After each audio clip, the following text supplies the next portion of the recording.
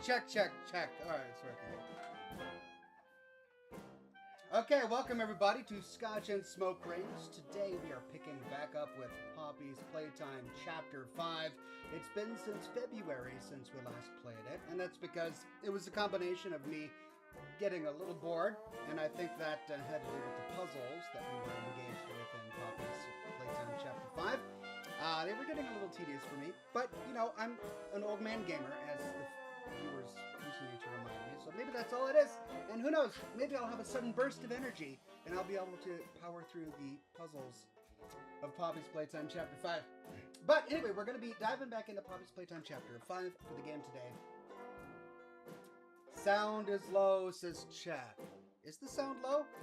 I mean, I've got it cranked up to maximum, so I don't know. Wrong mic, says chat. Whoopsie. Crap. Yeah, because I still have this one plugged in, don't I? Right, because I'm a genius. Hold on.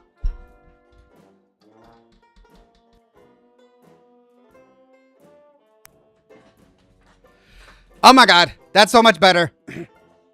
Okay. Jocelyn Ryan says, old man streamer skills? Look, just cut me some slack. It's after 9.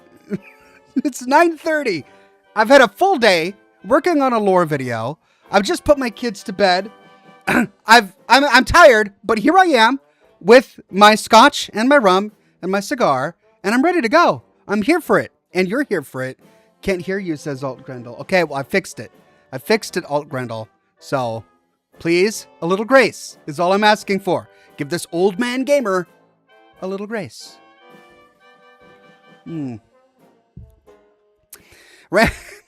Random Fandom says, Ox, long time no see. Will you play Resident Evil Requiem?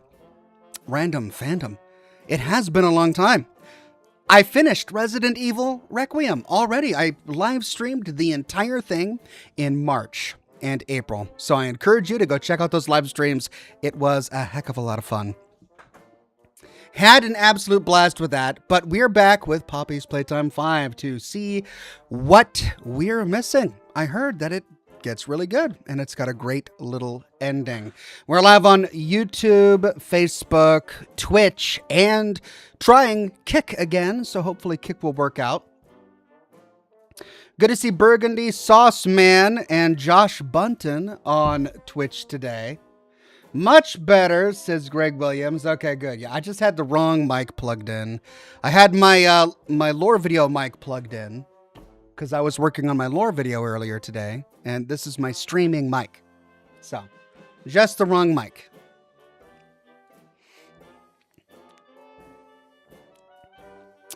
But it's good to see you all today. We are drinking some 12-year-old Glenlivet. Cheers.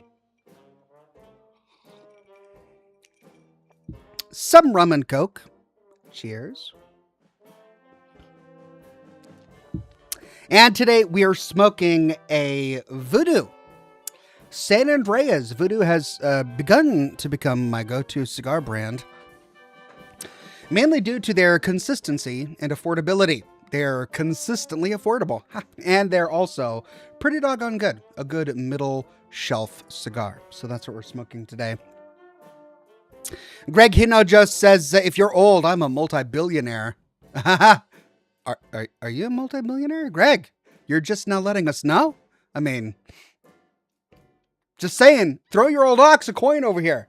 I got needs. I got things to spend money on. Like, I don't know, staff, so that I don't have to do it all myself. Maidenless says, have you tried Helldivers 2 at all, Ox? I have. I play Helldivers 2 with my son. It's become an after-school routine. After homework is done, after dinner is done, I'll play games with the kids. I'll play Minecraft and Roblox with my daughter. She really enjoys a dinosaur game where you can play as a dinosaur and you run around eating other players, which is kind of brutal, actually, but she loves it, so that's the game I play with her. And with my son, I play Deep Rock Galactic, which has been our game for 6 years. And Helldivers 2. We just started last year, and we're really enjoying it. It's a lot of fun. Quality Assurance Officer says, do you think the Enclave in Season 3 will see Steph as an outsider despite her initiating the request for Phase 2? And will the Enclave pull a Vault 13? Oh, that's a really good question, because the Enclave is super xenophobic about anyone who isn't them. And Steph has been frozen for a very long time. Was she ever really a member of the Enclave, or was it her husband who was really the member of the Enclave? I don't know. It could go any way, really. And I kind of hope that it goes the way that you're suggesting, because Steph would kind of deserve it. Random Fandom says, oh, sorry, prepare for the DLC. Leon must die. Is there going to be a DLC for Resident Evil Requiem? And it's called Leon Must Die? Oh my, that sounds fun. Well, I look forward to that.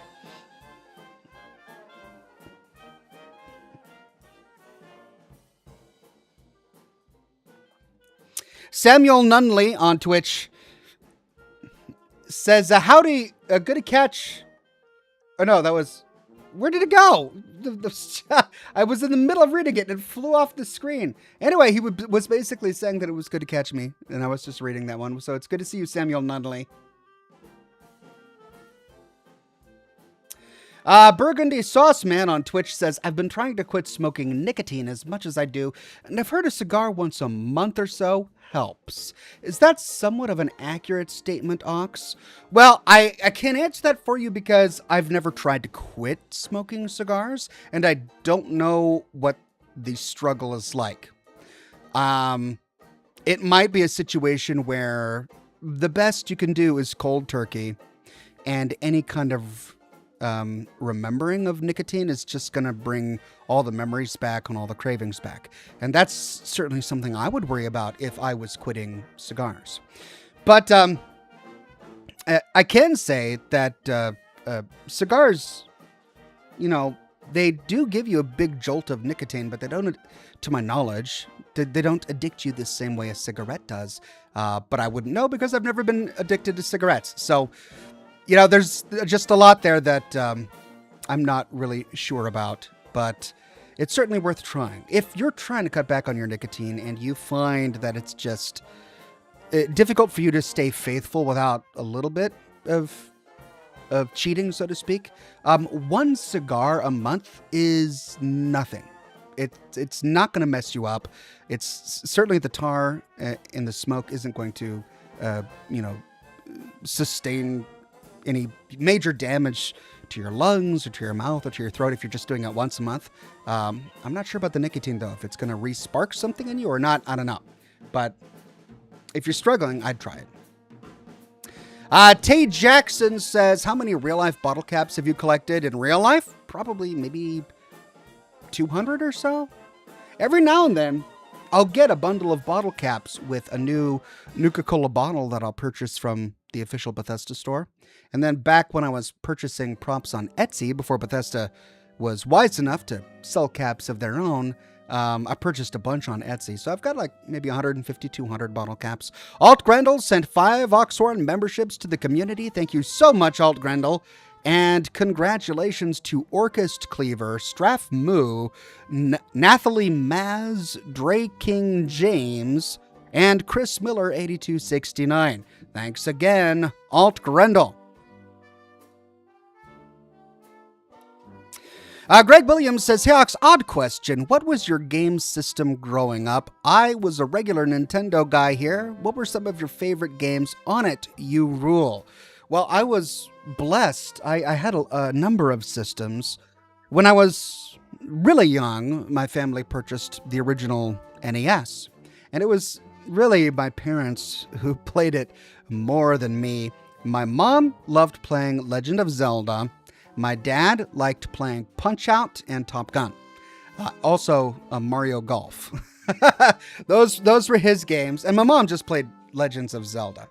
But after a while, they both kind of got bored with the NES, and so it kind of fell to us kids. And we played all of the Marios, Duck Hunt, Mario 1, Mario 2, Mario 3, all those kind of games. And we got the Super Nintendo when it came out, and we played Star Fox and Super Mario World, I think, and Battletoads and all that jazz. And then after that, we kind of went the PlayStation route, and we got a PlayStation 1. And that was the bulk of my teenage gaming, was on the PlayStation 1. I played a lot of RPG Maker. I made a lot of RPG games, which was fun. I also played Final Fantasy VII and Final Fantasy Tactics. That was my phase where I kind of got into the Final Fantasies. My brother was way more into it than I was. He played all the Final Fantasies, including like 1, 2, 5, 8, 9, just tons of Final Fantasies. He also got into Chrono Cross, Chrono Trigger. I never played Chrono Cross. I listened to the soundtrack. The music was amazing. He did all of the Metal Gears that he could on the PlayStation. But yeah, for me, it was just really Final Fantasy VII, Final Fantasy Tactics. And that's about it. That's all I ever really... And RPG Maker. That's really it.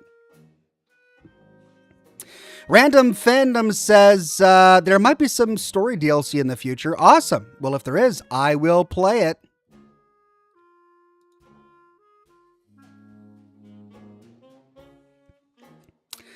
Stifling Lattice says, when did you discover Fallout? Not until Fallout 3 came out. When I was a kid in the 90s, all of the people I knew playing PC games played Blizzard games. So I moved away from console gaming in like 97, 98, and I gravitated toward PC gaming, and all my friends were playing StarCraft, Warcraft, and Diablo. And, we played Age of Empires every now and then, and we would do the LAN parties. We would go over to each other's houses on the weekends. We'd bring our computer systems, hook them up together, have big LAN parties where we just hung out all weekend playing games. And it was great. And we played the Blizzard games. That was our primary focus. Then MMOs started to come out, and everyone in my circle was playing Ultima Online and EverQuest. I played a little bit of EverQuest and Ultima Online, didn't really get into them. But that was around the time that the first Fallout came out, and it was outside of my friend group. Like we never were really exposed to it, so I wasn't introduced to it at that time. I became aware of Fallout when Fallout 3 came out. I was working at WeGame at the time, and my coworkers were really excited. One in particular was thrilled because he had played the snot out of Fallout 2, and he loved it, and he was really looking forward to Fallout 3. Then Fallout 3 dropped. This was like 2008, and we all played it. Everyone in the office played it, and then they got bored and they stopped. I kept playing it, because I fell in love with the Capital Wasteland. I fell in love with the lore. I fell in love with the gunplay and the building of your characters, but primarily in the environmental storytelling and the exploration. And I played that for a very long time. I played it a bit when I came back from California as well, and loved it. But then I, stepped away from gaming for a good long while and focused on my marketing career at the time, and didn't get back into Fallout until Fallout 4. And it's been nothing but Fallout ever since. Random Fandom says, have you played the other Resident Evil games? Random Fandom, where have you been? Like, I've got half a dozen Resident Evil playlists on my channel. Like, all you have to do is go to the playlist section of my channel, go to the search bar and type in Resident Evil, and then boom, your question is answered for you. There's everything. You can watch me play through half a dozen Resident Evil games beginning to end, because I've covered so many of them. All of them? Probably not, but almost all of them, yeah. Brother Mike says, what's your ideal Fallout 5 story look like? It'll be a Bethesda game. So my ideal Fallout 5 story is that you wake up in a vault and you've got family in that vault. And then something happens, possibly to your family. And then you have to leave the vault to save the family where the bad thing happened to them. And then the rest of the game is trying to save your family. And you won't win. You won't succeed. Like, something bad will happen and you'll fail. You'll never save your family. So that would be my ideal Fallout 5 story. Never been done before. So, treading new ground there. I think I got that covered.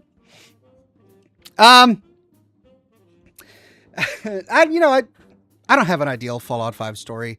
It would be nice if they came out with a Fallout 5 that didn't have the same story beats that we explored in Fallout 3 and in Fallout 5.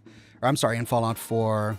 The same story beats that were explored in Season 1 of the Fallout show. One of the really nice things about Fallout New Vegas is that it completely eschewed the typical narrative beats of Fallout 3 and did something off-the-wall crazy. Like, you never came from a vault. You're a courier. You are a post-apocalyptic wastelander, the courier who gets shot in the head. And the only reason you have a trusty canteen is because you got it from someone who was a former vault dweller who saved you, right? So you were never a vault dweller. That was an interesting spin on it, which I really appreciated at the time. So I think my ideal Fallout 5 would be something that felt Fallout, but didn't follow the same narrative beats. I don't need it to be too comfortable. I want it to be comfortable. I want it to still be post-apocalyptic. I want it to be Atom Punk. I want it to feel like the Fallout universe, but I don't want to be so comfortable that I feel like I'm playing the same game. And, I don't feel like I was playing the same game with Fallout 4 or, watching the same story with Season 1 of the Fallout show, but there were enough narrative beats that every now and then I went, oh yeah, I remember that, right? And I don't want that to happen in Fallout 5. Derek May 9717 says, "Hey Ox, I was rewatching your Fallout 2 videos. The GNC reports that it was a chilly 92 degrees. Do you think that humans of that world experience global warming? Also, your Vault 13 dialogue is hilarious." I'll have to rewatch because I don't remember what I did in that video for my dialogue on Vault 13. But who knows? It is interesting that they called 92 degrees chilly. So perhaps they were predicting global warming in the Fallout universe by that time. Tay Jackson says, "Are you the official administrator of Fallout?" No, I am not. I have no official relationship with Fallout in any capacity, and I never have. Random Fandom says, "What would your ideal Resident Evil story be?" I mean, it would have to be something about a really beautiful young girl exists and then something horrible happens to her. Like she gets kidnapped, or she gets infected with the virus, or she gets beaten, or, something awful happens and a man has to go rescue her. And you play as the man, and maybe you'll play as her, but he's going to be more fun to play because he actually uses guns and he's not constantly complaining. Whereas the girl, if you play her, she's got a really annoying voice and she's constantly complaining and possibly always scared. So, there is that. But then you'll go rescue her, and you'll probably have to rescue her multiple times. And while you're rescuing her, you're going to resent it because she'll be annoying while you're rescuing her as well. And then a child will be involved somewhere. Maybe you rescue the child. Maybe the child is haunting you. Maybe you discover a child who's part of an experiment. I don't know. But a child will be involved in some way. And yeah, that's going to be my ideal Resident Evil story. Alt Grendel says, "I think the strangest Resident Evil game was the one with the family in that southern mansion. I think it was Resident Evil 4. Yeah, that was... It was very unusual. It was unlike other Resident Evil games, right? It didn't kind of follow that storyboard that I just laid out, which is very familiar for a Resident Evil game. It was not that. It was unique.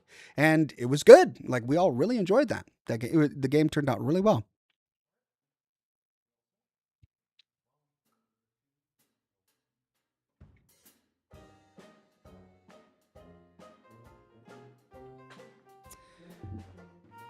Time Warper says, "What state do you want to see most for Fallout next? What American territory?" I get that question a lot, and there are so many wonderful places where a Fallout story could be told, where I'd love to see more.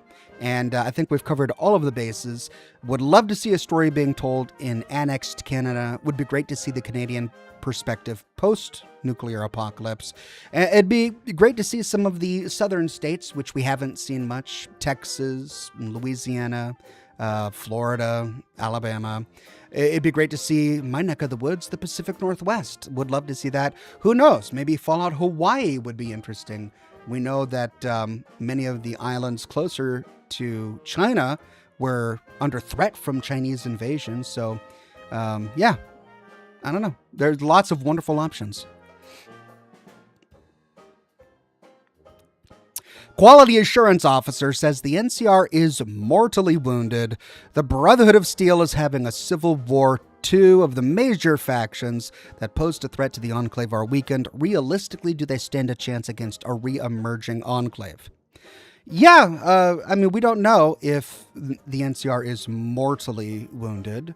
We know they're wounded, we know they're weakened, but they haven't told us enough about the actual NCR society, the state, the civilization. We know nothing about that. We know that one town, which happened to be a former capital, was destroyed, and the forces that they sent into the Mojave Wasteland in 2281 were dispersed, and we lost track of them. But the rest of NCR society, we know nothing about. So it could be that the nation still exists out there somewhere. They just haven't talked about it yet.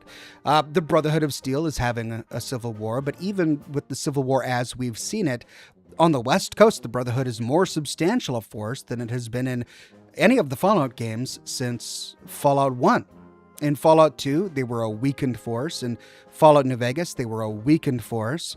And in the Fallout show, you actually at least have three factions that are relatively wealthy, probably due to the wealth that Arthur Maxon and Lyon's Brotherhood of Steel had sent west after their conquests on the East Coast. So I think, compared to the events of Fallout 2 and New Vegas, the Brotherhood is actually in a better state than it had been.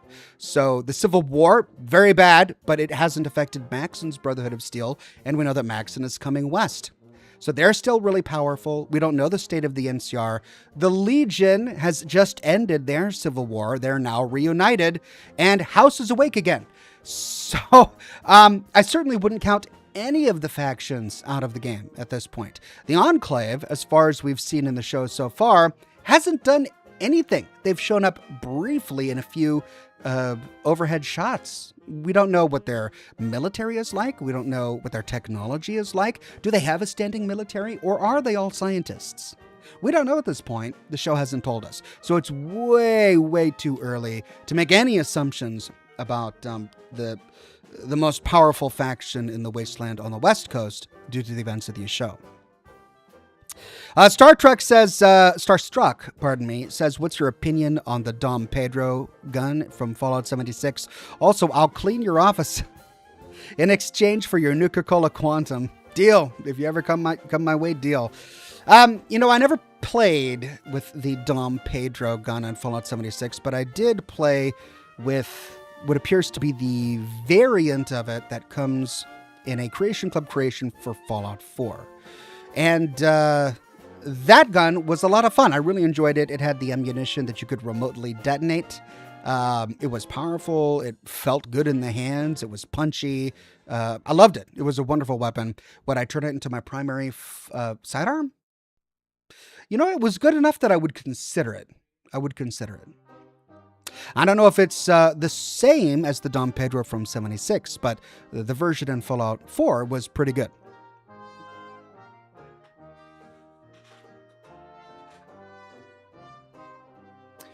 Ramjet says, hey Ox, much love, excited for the next season of the show and eagerly awaiting any announcement of number 5. Hope you're well. Thank you very much, Ramjet. I also am eagerly awaiting the next season of the Fallout show and Fallout 5.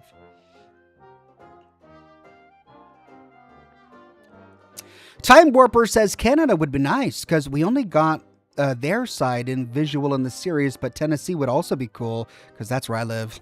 Yeah, I think that's going to be everyone's answer. We want to see a Fallout game where we live. That's certainly my answer. I'd love to see a game in the Pacific Northwest where there are tons of forests and logging companies and Sasquatches everywhere. That'd be wonderful. But yeah, Canada would be a great place to explore, to see what the Canadian side feels like 200 years after the apocalypse. Chris Tidwell says, if they make the next game in the Northwest, they'd better have a faction of Mounties singing the Monty Python song, I am a lumberjack and I'm okay. I sleep all night and I work all day. Yeah, a huge missed opportunity if they don't have that. Cheers.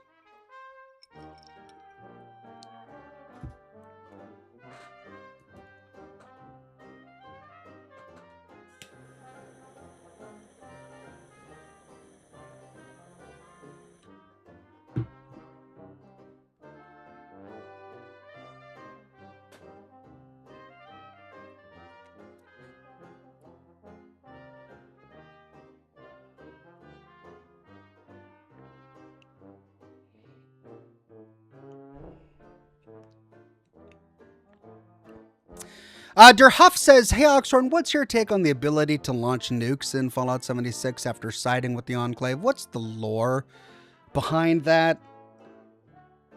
I've never liked that story segment in Fallout 76.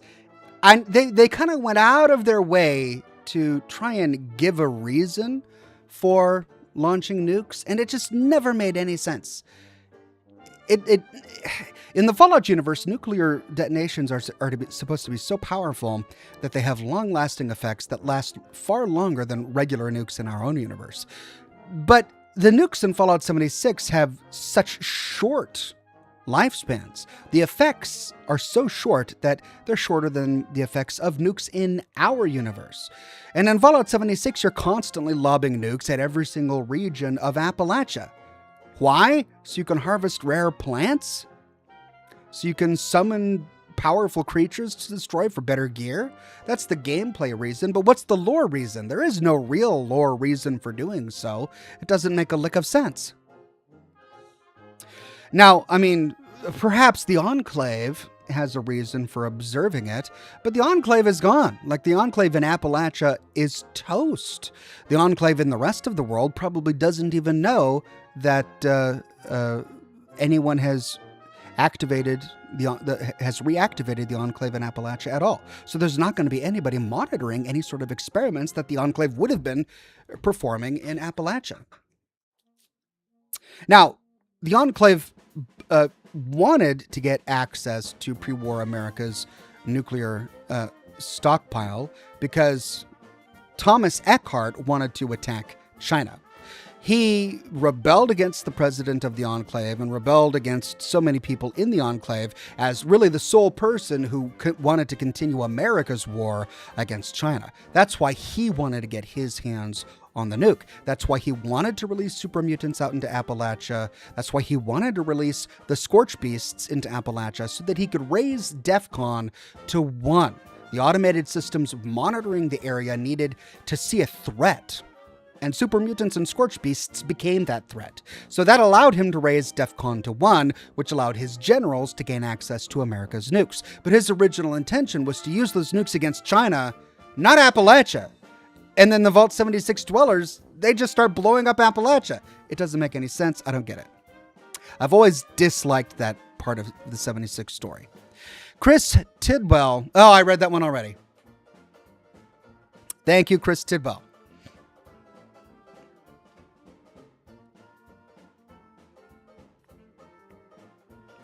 Derek Mays says, Ox, do you think the cold fusion will be the power source for Liberty Prime Alpha? Because the whole problem with Liberty Prime is his power source. Quintus will find out the hard way if he builds Alpha. Yeah, but now the Brotherhood no longer has cold fusion. House does, or the Ghoul does. So they're not going to be able to use that for Liberty Prime.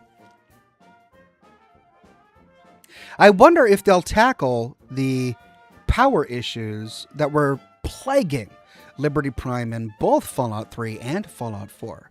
Because they were such a huge part of why Liberty Prime never made it to the front lines in China. I wonder if they'll touch on that, and I'm going to be disappointed if they don't. But no, I don't think they'll be using cold fusion for it at all.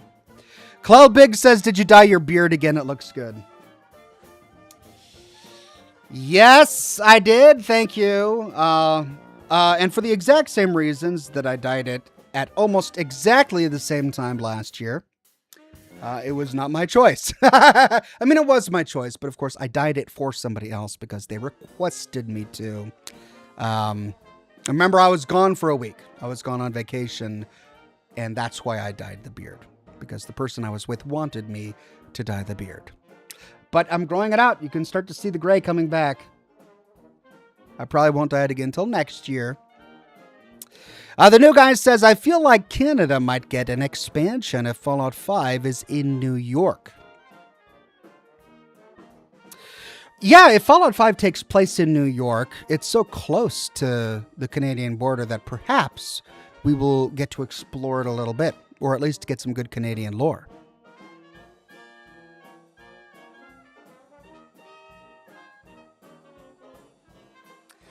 Time Warper says 76 makes it seem like it should be devastating for West Virginia, and yet everything is fine after and everything grows back. Lol. It's kind of silly. Yeah, it is.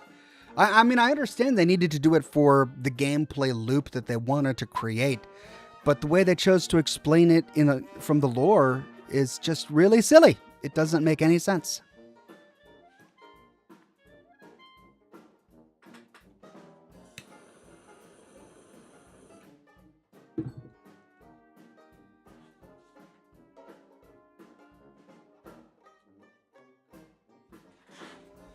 Derek May says, I'm 39 and my beard is mostly gray now, lol. I dyed it once. It was okay, but I let the gray go. Yeah, I'm comfortable with the gray. I really don't mind it. But my traveling companion didn't want to be seen with an old person, so I dyed it. It was temporary. It's growing back out. But the dye job isn't that bad, yeah. I wanted them to match my natural hair color, and they did a pretty good job. I wonder why it is the beard that goes gray first. Like, I've got no gray hair on my head. Or practically no gray hair on my head. It's my sideburns and my beard that have got a lot of gray. But the top of my head is still pretty brown. Strange.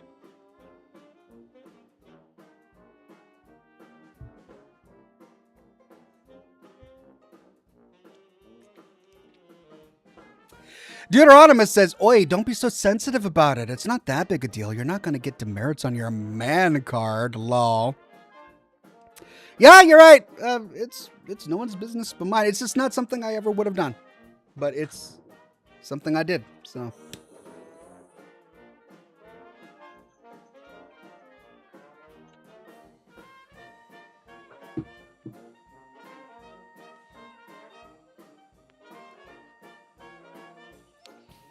Time Warper on Twitch says that's why when I play 76, I ignore the nukes going off and play as a character preventing the launches from happening at all costs, lol. I mean, that's great from a role-playing perspective, but in a multiplayer game, you can't control what other people do, right? So, still canonically, in the game, your fellow Vault Dwellers are launching nukes at themselves.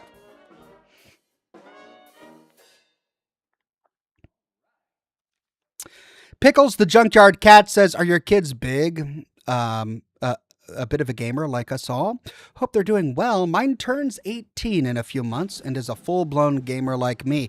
Man, time flies. By the way, I'm 36 and I've noticed the gray coming in. Yeah, my kids, I wouldn't say that they're big-time gamers, but they do like their games. I think my son's free time is split between Legos and Transformers and toy guns and games. He'll play his games. My daughter, her time is spent between socializing with her friends, doing her arts and crafts, and then also games. She likes Roblox games and Minecraft.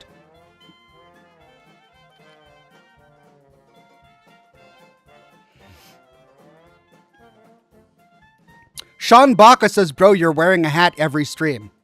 Yes, but that doesn't mean I'm trying to conceal gray hair. I remember when I was a much younger man, in my early 20s, I wore hats all the time. And I was working at a hotel at the time. I was a graveyard shift hotel van driver. And I had a coworker who was a van driver with me. And I would relieve him. He would work during the day, and then after school, I would pull the night shift. And he was an older man who was completely bald, and he wore a black hat to cover his baldness. And I wore a variety of different hats just because I found them to be comfortable. And I remember I had been working there for several months at the time. And one day I got back from a ride to the airport, and I pulled off my hat, and I'm like, oh, man, that was a long one, right? That was I sat in so much traffic. That took a long time.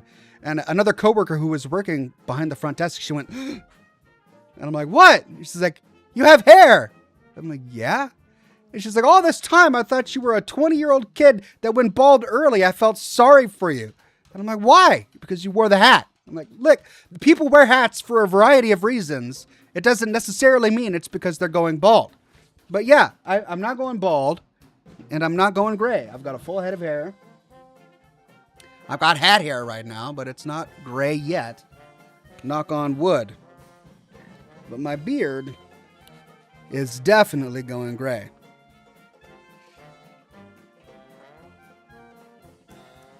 Star Trek says, I wonder how the ghoul will get into the Enclave facility all on his own in Colorado. What faction do you think the Enclave will attack first? Yeah, I wonder if he'll even need to, because he's still looking inside vaults for his wife and daughter. And we don't know that they were taken by the Enclave, that they were ever part of the Enclave. So who knows what he'll bump into. As for which faction the Enclave will attack first, it doesn't really matter. They hate everybody. Like, everyone is their enemy. Raiders, Brotherhood of Steel, House, NCR, Legion, Securitrons, Super Mutants, doesn't matter. They're all the enemies of the Enclave, and they'll just attack anyone they see whenever they find an opportunity. So there's no way to predict which one they'll attack first. Brother Mike says, Fallout 76 is an Enclave simulation. The first main story is joining the Enclave, climbing the ranks, getting nukes. The second story's good ending is helping the Enclave reestablish the gold standard. I mean, it's an interesting headcanon, but I don't think there's any evidence in the game itself that tells us that Fallout 76 is an Enclave simulation. Alt Grendel says, am so upset, wants to know if you're planning to go to the Wasteland Jamboree in West Virginia. I'm not. I didn't know that there was a Wasteland Jamboree. I knew that there was a meetup in Good Springs in Nevada, but I didn't know there was also a meetup in West Virginia. But my reasons for not going are going to be the same for my reasons for not going to Good Springs. It's that I have a very difficult time finding childcare, and I can't step away and leave the kids by themselves. So very difficult for me to step away at this moment. But perhaps someday I'll be able to attend a fan get-together, a Fallout fandom get-together. That would be great. Robin Woodall on Facebook says, hi, friends. Hi there, Robin. Good to see you, my friend. Sarah says, graveyard shift hotel van driver. Yeah, it was more than a hotel van driver. I would take the customers wherever they wanted to go. And we also had an agreement with the Union Pacific Railroad. Their conductors would deadhead at a station about 40 minutes away from the hotel. And I would go and pick them up and bring them back to the hotel. So my shift was spent driving 40 minutes there and back to the Union Pacific Rail line in Seattle, picking up the conductors, bringing them back, taking shuttles of people who had late night flights to and from the airport, picking people up, getting the morning breakfast ready, checking on the rooms every now and then, checking the parking lot to make sure everyone had a parking ticket. It was sort of an everything job where you had to keep yourself busy. Sarah says, drink/toast to Bob for me. A great man. Thanks and love. Well, my friend, I don't know the story, but I am more than happy to do a toast to Bob. A great man, and Sarah is a great friend. Cheers.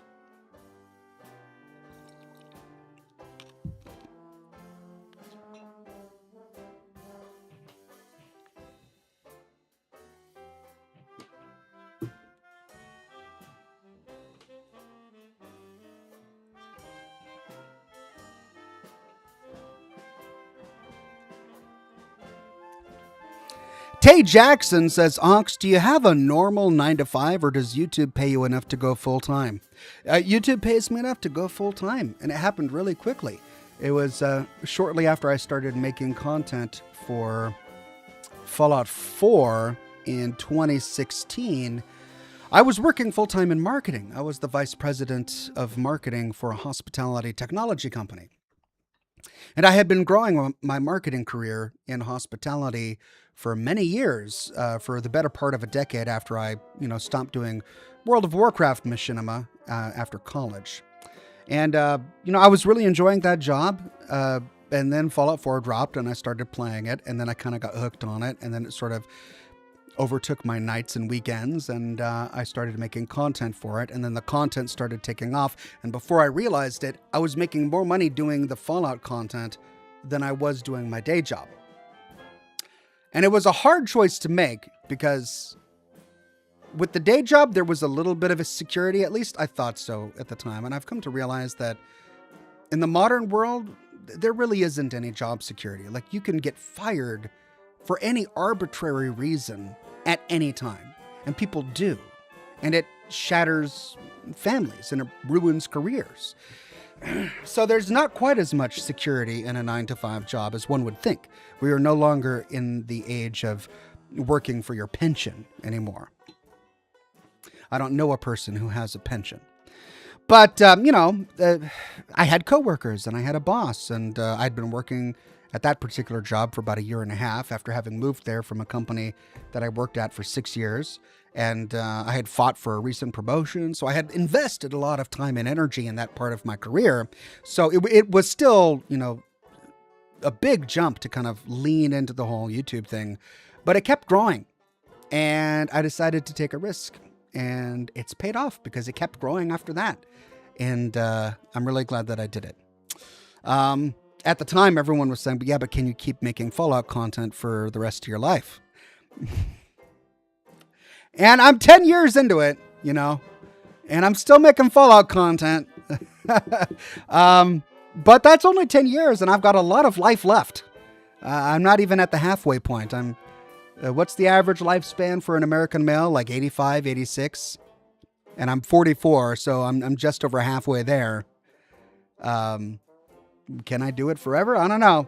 There's no pensions on YouTube either. So who knows? Who knows how long I'll be able to keep this up? But for the moment, I'm able to keep it up, and it's serving me very well.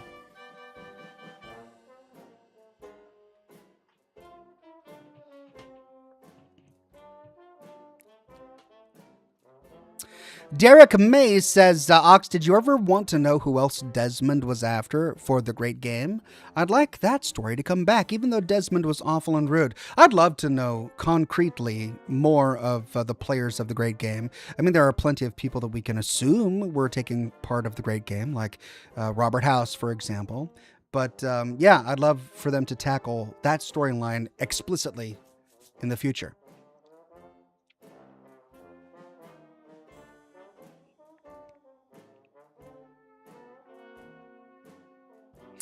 Der Huff says, Ox, I have your cigar smoking plushie.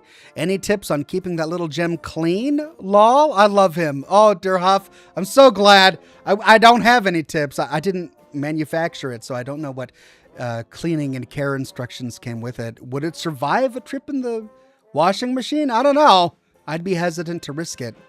So I sadly don't have any advice for you. Good luck, though. I'm so glad you got him. Jersey says, hi, Ox and all. Been a while since I was able to catch a live. This 11-hour time difference does not work for me. Hope everyone is doing good. Well, Jersey, it's good to see you again. I feel like it has been a while, but it's so good to see a familiar face. And hopefully you'll be able to stay with us for a while today. Urarber says, my job makes me consider the foot pick path.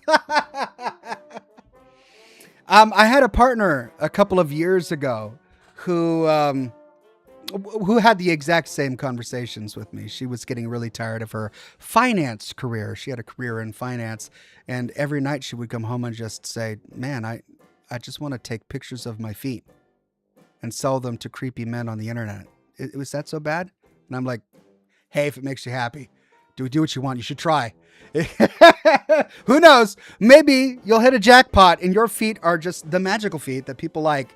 Why do people like feet? Is it the shape? I don't know. Maybe your feet are shaped perfectly for the internet. You should try it. She never did. I don't blame her because it's sort of a weird thing to kind of get your head around. Do I sit down and take pictures of my feet for the purposes that I know that people will use them for? But there are millionaires out there who are millionaires because they took pictures of their feet. There are millionaire cats out there. There are cats on the internet who are millionaires for being cats. The world is crazy and it doesn't make sense. Oh.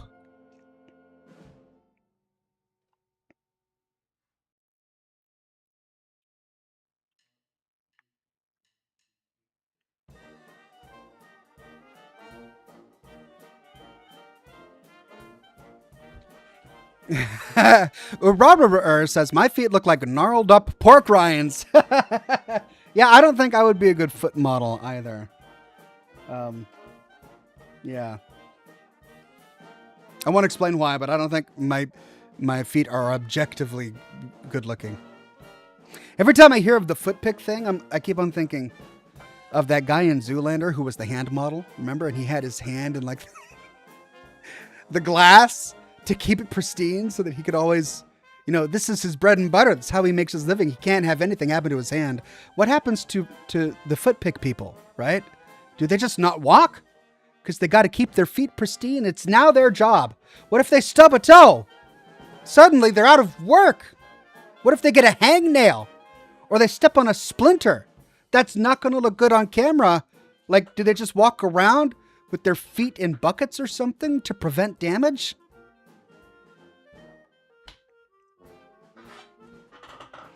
Life is tough for a foot model.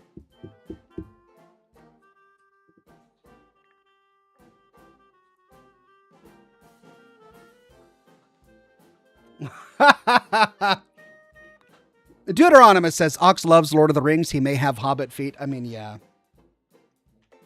They're pretty hairy.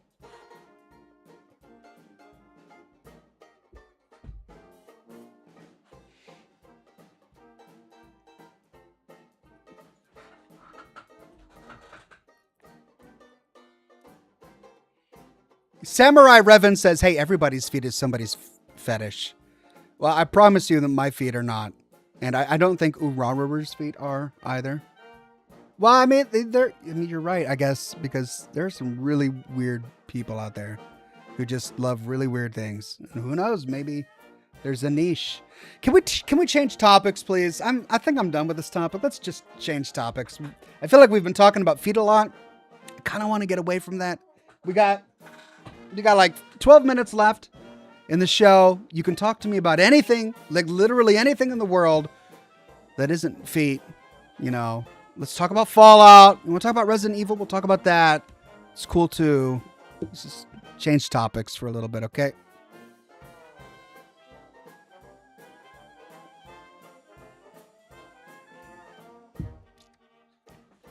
Foot insurance, says Steve B. Yeah, you'd have to. You'd have to get foot and hand insurance if you were a foot and hand model. Burgundy Sauce Man says, Ox, what was your favorite settlement rebuilds in Fallout 4?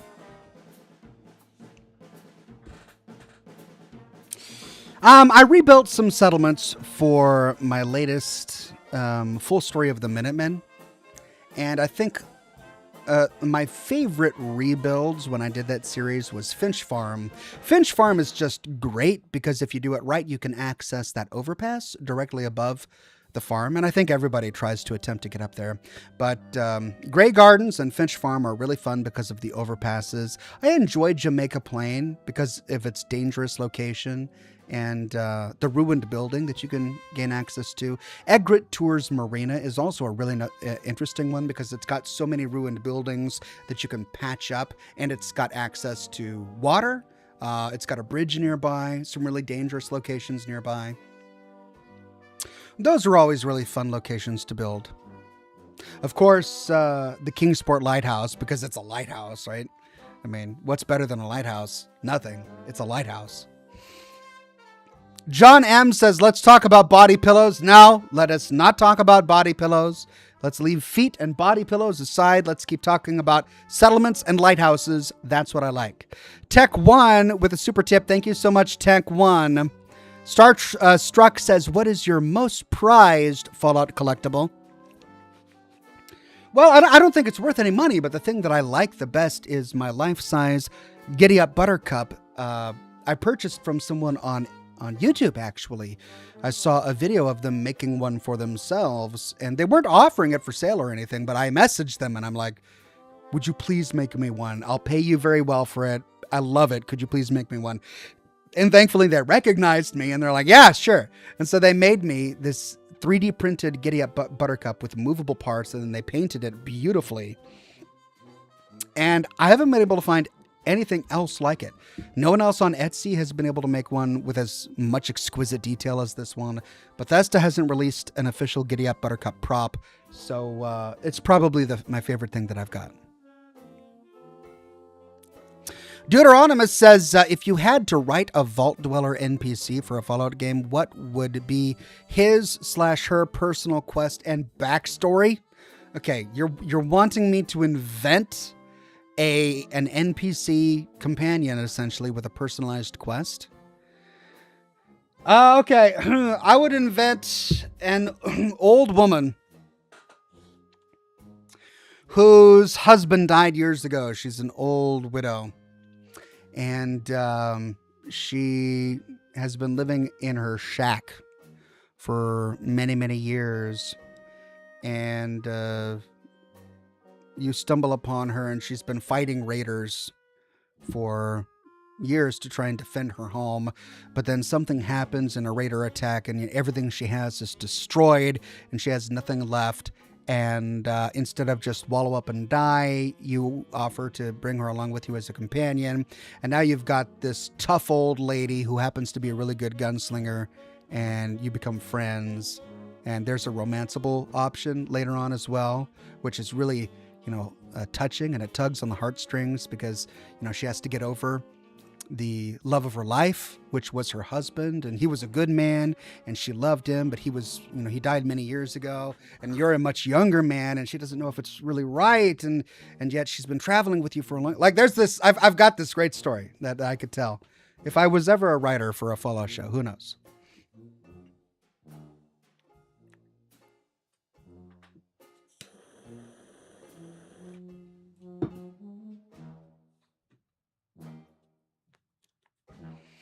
Anthony Hilburn says, hey, Ox, how did you ever come up with the name Oxhorn? Well, I've shared this story, but it's pretty mundane. It's something all gamers have done. Basically, it came from a gamer tag that I had years ago. Back in the 90s, I was playing a game called Dark Age of Camelot.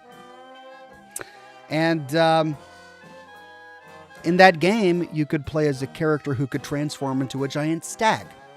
And I named him Staghorn. But then World of Warcraft came out, and they didn't have that same thing, but they did have a character who was a giant ox. So I wanted to play the ox guy, and so I played the Tauren, and I named my Tauren Oxhorn. And the first YouTube videos that I made, YouTube just came out, and I started making World of Warcraft videos on YouTube, and I just called myself Oxhorn because that was my character from the game. And I've been Oxhorn ever since. And I'm stuck with Oxhorn now. Because of a character that I had in a video game 20 years ago, I'm Oxhorn forever. But that's the way, right? How many of us still have our old AIM Instant Messenger names as our Steam names or the go-to names that everyone online knows us as?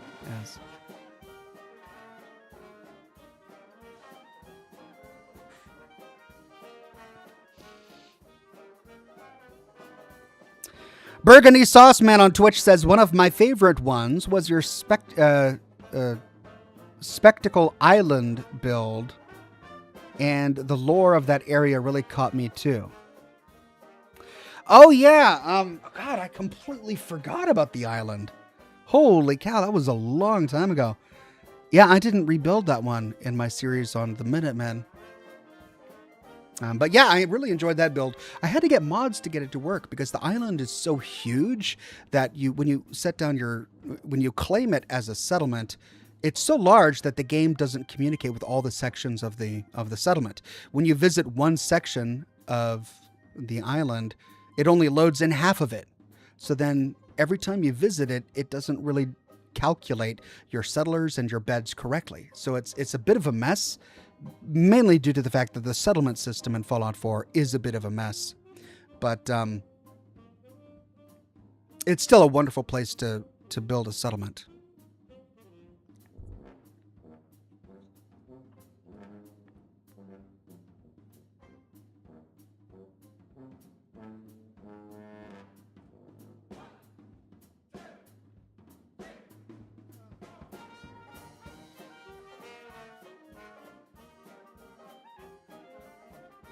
Samurai Ravan says that sounds like a cross between Mama Murphy and that lady who thinks she's a synth who killed her own son. Yeah, the Egret Tours Marina lady. What a great story that was. Just this tiny little side character. And it's literally just the most tragic story in Fallout. Not the most tragic story, but it's one of them. It's one of the most tragic stories. And it's just from this tiny little side character that you meet at the Egret Tours Marina. Imagine that life, just never knowing. Having made such a huge accident like that had such life-altering consequences, not only for you, but for your family and for the people you lived with. And it now haunts you for the rest of your life, causing you to doubt the very humanity that you have. It was some powerful storytelling, and that's in Fallout 4 by Bethesda. So it was really well done. General Baskar says, what age were you when you played World of Warcraft? Early 20s. Was I a teenager? I don't think it was. I think I had gotten into my 20s before it came out. So I think I was like, I don't remember, 21, 22 when World of Warcraft dropped, something like that. And that's when I started playing. I played from the very beginning, and I played for several years in college. After college, I played at Wii Game when I worked there. But then I kind of stopped playing. I think the last bit I played in World of Warcraft was Wrath of the Lich King. Really enjoyed that. But after that, I kind of stopped playing.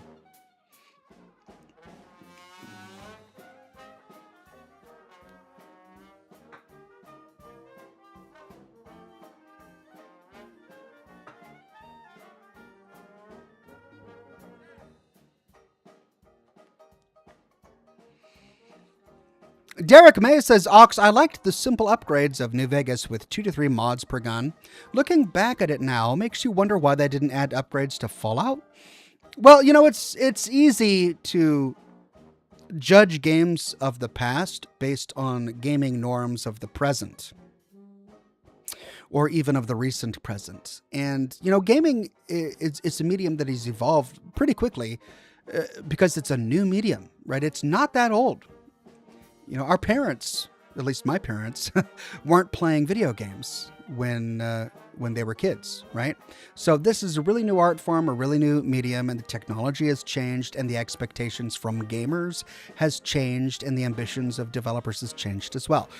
Could they have added upgrades to weapons in Fallout and Fallout 2? Maybe. I mean, we did get dermal implants in Fallout 2. We could become cybergenic as cyborgs in Fallout 2. But at least I think we could. Yeah. Or was that New Vegas? I know it was New Vegas. I think it was Fallout 2 as well. But, they had a deadline and they knew the game that they wanted to play, and perhaps that just wasn't a priority. It certainly wasn't a norm in gaming in 1997.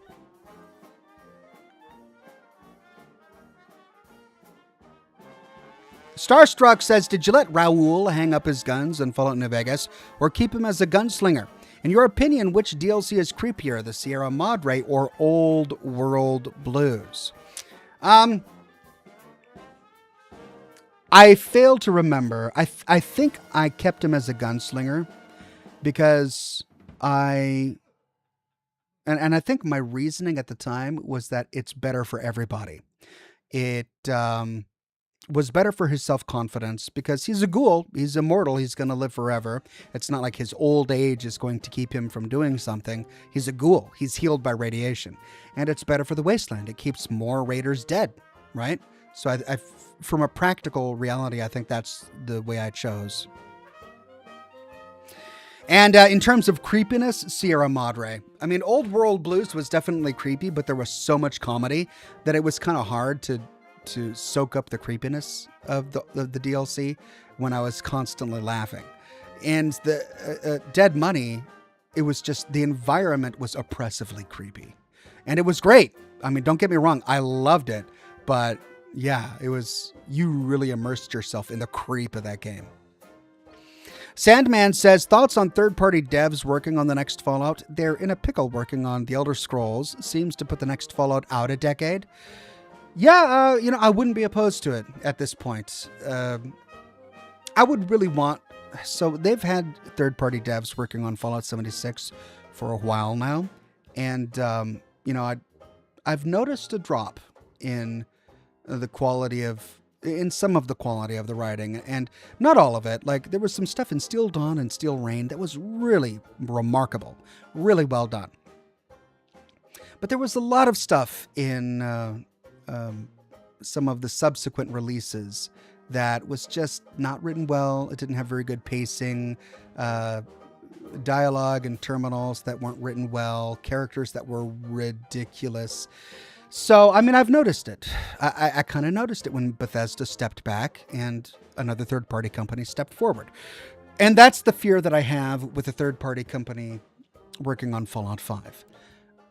Would it be better for us to just wait 20 years for Bethesda to create a Fallout 5 if it's going to be a higher quality Fallout 5? Yeah. Is it guaranteed that a third-party company would make an inferior quality Fallout 5? No, absolutely not. As Obsidian proved back in 2010. So I don't know. I'm not opposed to the idea. I would love to see a Fallout 5. I just want it to be, we've all got high standards, right? We've got high expectations, and I want it to be good.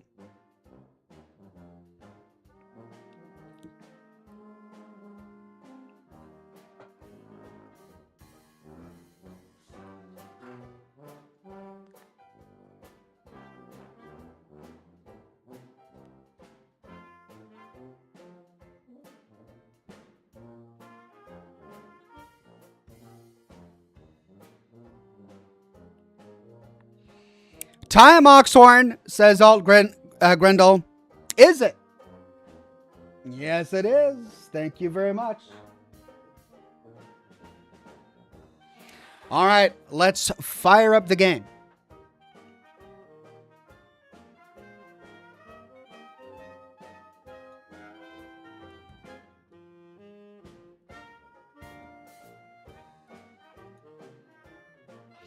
"20 years would be brutal," says Sean Baca. It would, but it's already been 10.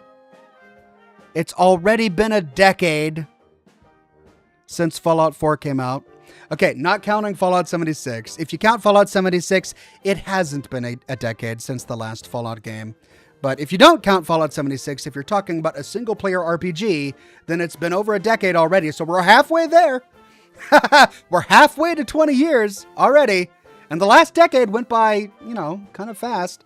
But then again, I'm getting older. And as you get older, time goes by more quickly. So maybe it didn't go by quickly for all of you. But the next decade will go by quickly. And will we have a Fallout 5 at the end of it? Who knows? I mean, that's even assuming we get a Fallout 5. I mean, we're all still waiting on Half-Life 3. And how many decades has it been?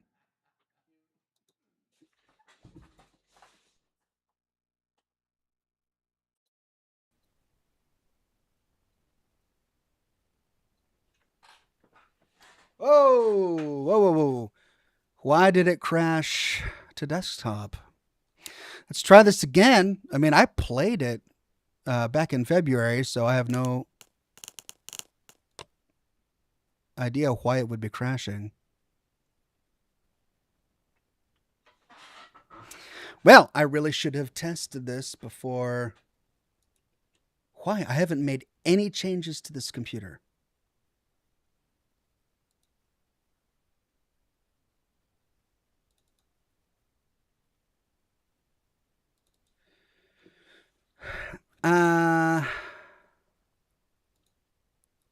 Give me a second. I'm going to go through some...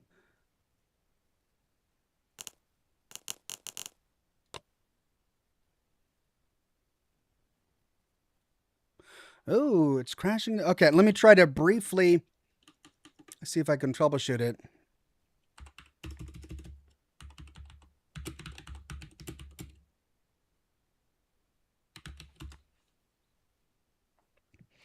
Because you're live, says chat. Yeah, says Sarah.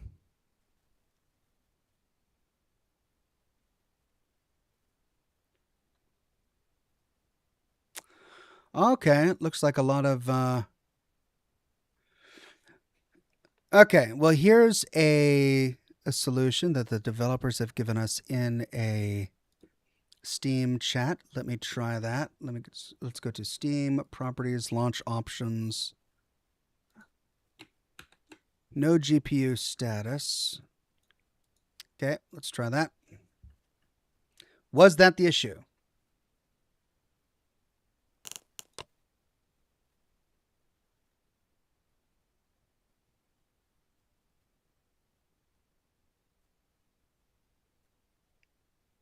Oh, so far so good.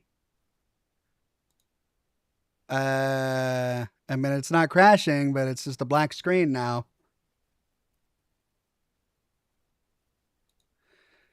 Okay. Developers, I did what you told me to do, and now it's just a blank screen.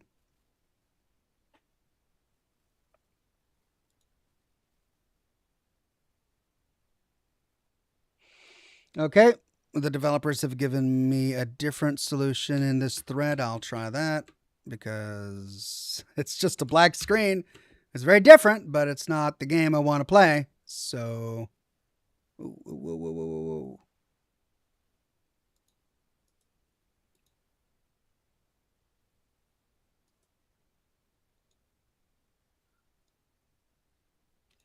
Okay, going back to launch options. Let's change no GPU stats to no DirectX. And back to Steam. Try it there. Scoopy Snoopy says, oh, good. I haven't missed anything. Hi, Ox. How are you? I mean, you missed the Q&A. I guess that doesn't count. But you haven't missed the gameplay. Whoop, nope, that was worse. Straight crash. What if we do the same, but for DirectX 12? Because that's the one that I usually have problems with. Let's try that.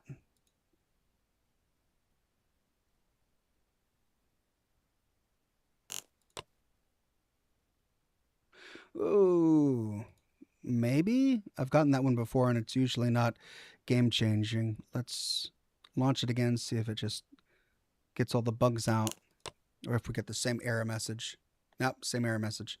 All right, well, I did get a different issue when I turned off the GPU stats. So let's turn off GPU stats and try that a couple more times.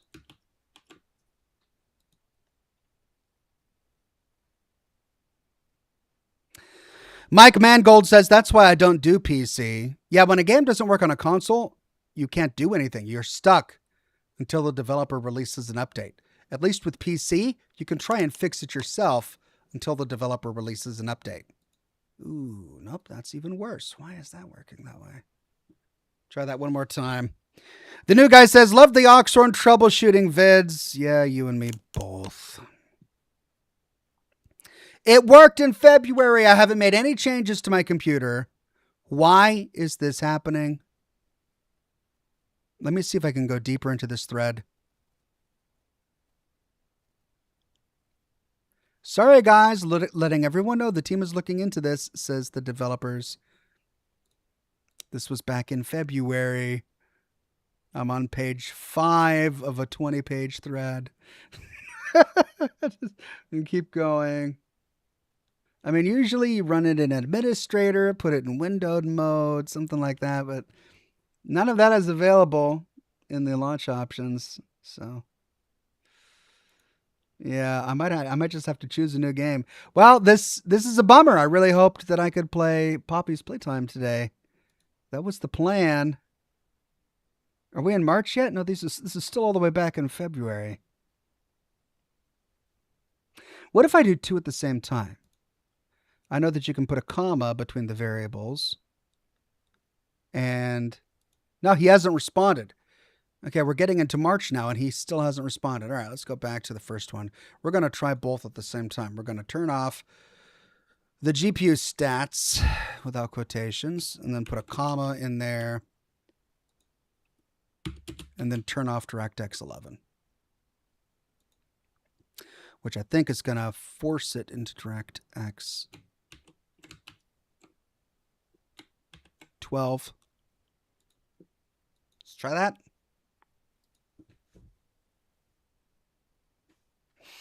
Avpa says, have you tried to update the game itself? Possible update to the game? There's no update available for the game on Steam. Ooh, nope, big error. At least I don't think so. Let me go through my library updates. Nope. I've got scheduled No Man's Sky, Deep Rock Galactic Survivor, and Outer Worlds 2. Those are the only updates I haven't installed yet. So Poppy Playtime is up to date. I've tried all of the troubleshooting tips that I can find. I'm not going to spend my entire live stream doing this. So I wonder if it's just chapter 5. I wonder if I could play another chapter. Let's launch the launcher and then choose a different chapter real quick. Or is that going to overwrite my game save? Whoa. Okay, well, it crashed, but I got a way different error message this time.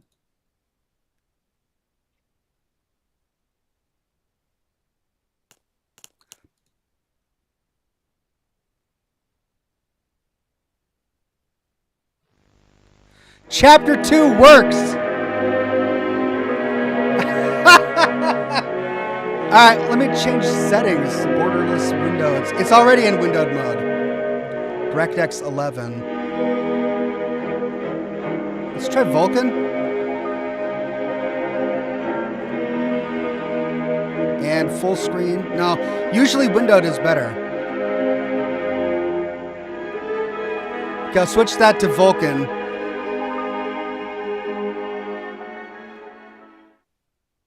All right, at least launching Chapter 2 allowed me into the settings for the game. Now that I've done that, let's see if we can crack open Chapter 5. Changed it to Vulkan. I usually have... No! Why? It's not letting me do Vulkan either.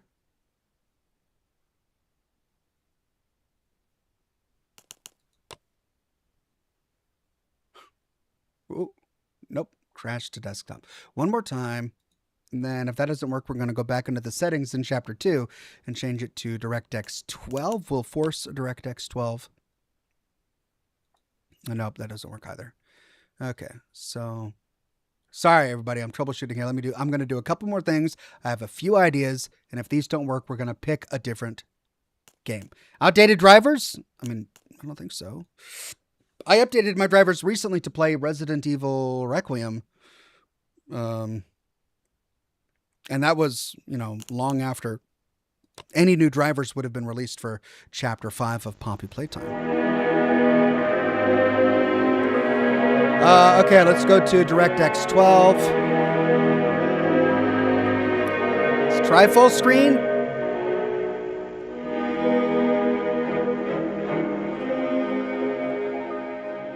All right, backing out of Chapter 2. We're going to try full screen, see if that did anything.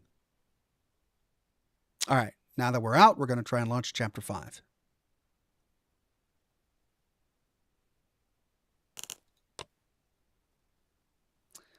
No luck. Maybe it was trying to do 12. Maybe I need to force 11. Well, we know that it's not full screen and borderless. That's the problem.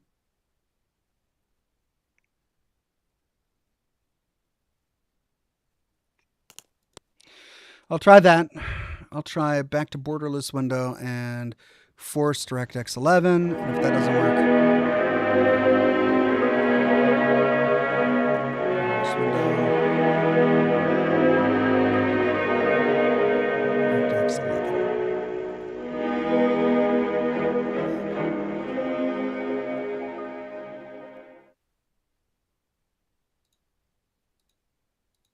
Okay. Now here we go. Moment of truth.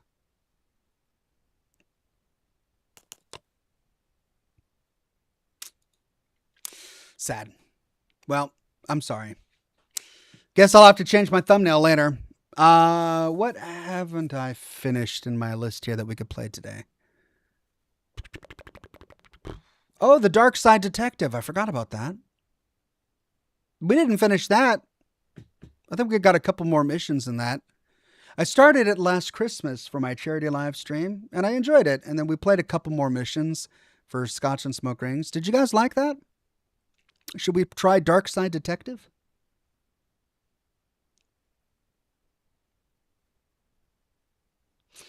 Sultjin on Twitch says, thanks for your YouTube lore videos. They're relaxing. Been listening to them for a long time. You're welcome, my friend. Thank you for watching. Skull Destroyer says, patrolling the Mojave makes you wish for a nuclear winter. Yes, it does. I enjoyed that, says Somni. Pragmata says, it's Stassi. Do I have Pragmata? I don't think I can download and install a new game. That would take a while, especially since I don't even know if it's going to work on my machine. I usually have to tinker with things. Pragmata? Oh, right. This is that game you guys were... It's that new game from Capcom you guys were telling me about last week. Yeah, I definitely don't have time to download that. It's probably going to be 30-minute download.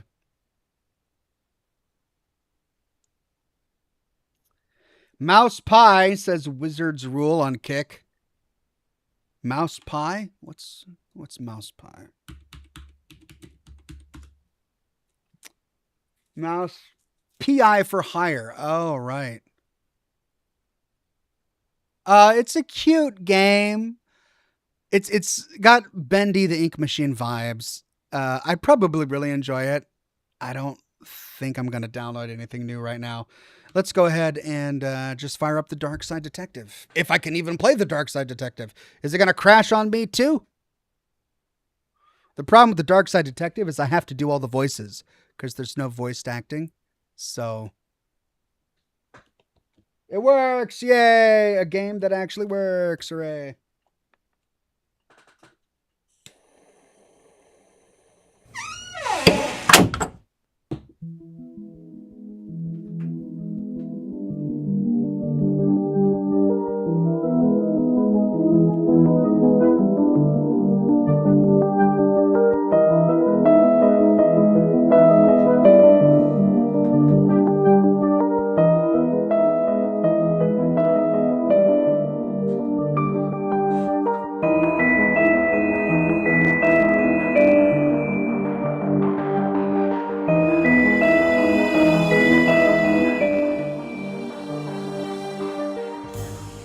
Okay, it looks like we've got one primary mission left, and then 3 bonus missions.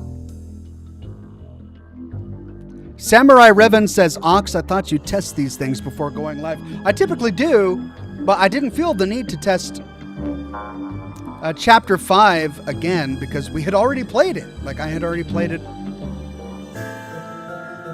You didn't get the lights, Ox, says Samurai Riven. Oh, right.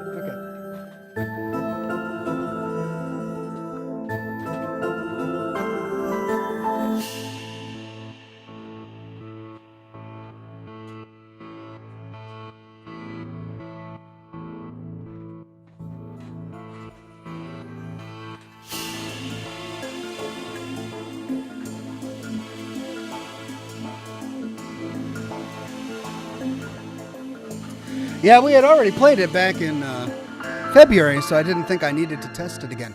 Okay, this case file is called Dawn of the Dead. The chief summoned us all to the debriefing room about a code red citywide issue. Let's start the investigation. Dawn of the Dead.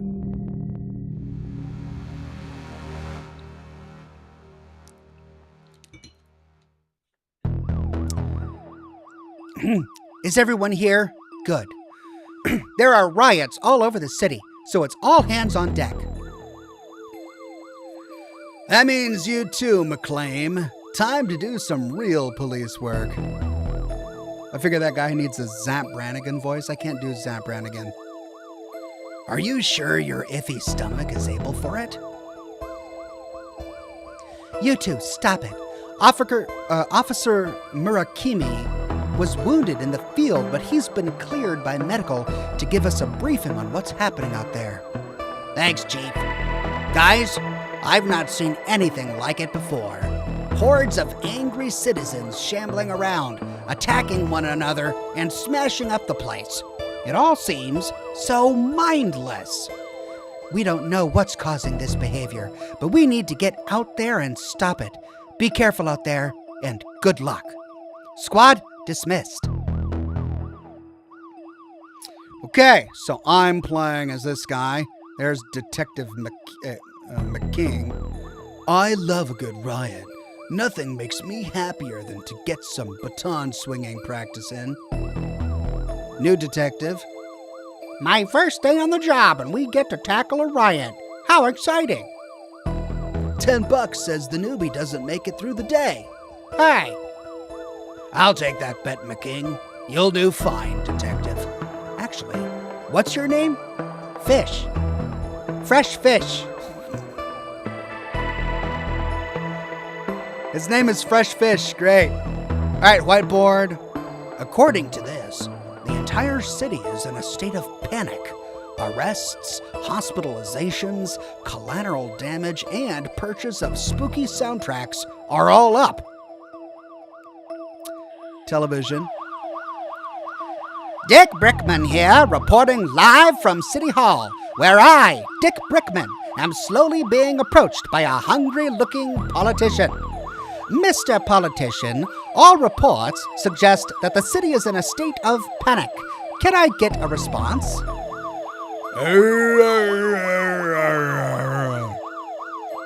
Same old party line. When will these politicians liven up their acts? Local cat saves fireman from tree. Property prices soar as previous owners return, resulting in evictions across the city. McBurger reports spike in requests for brain meat.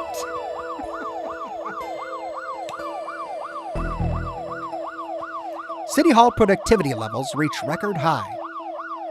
Are you up to date with the latest fashion trends? Old, moldy clothes are in, while looking alive is out.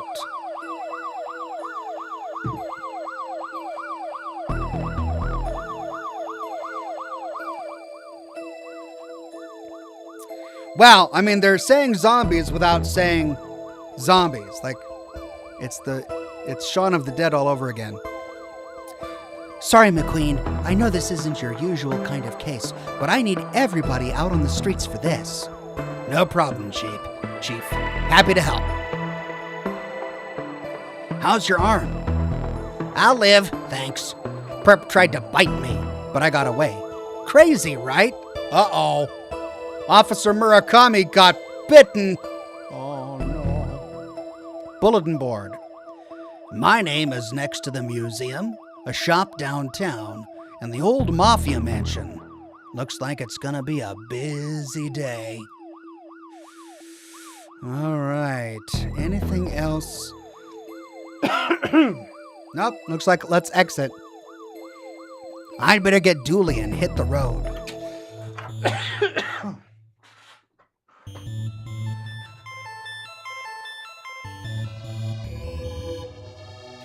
Okay, we got Chinatown, the museum, and a mansion. Let's go to Chinatown.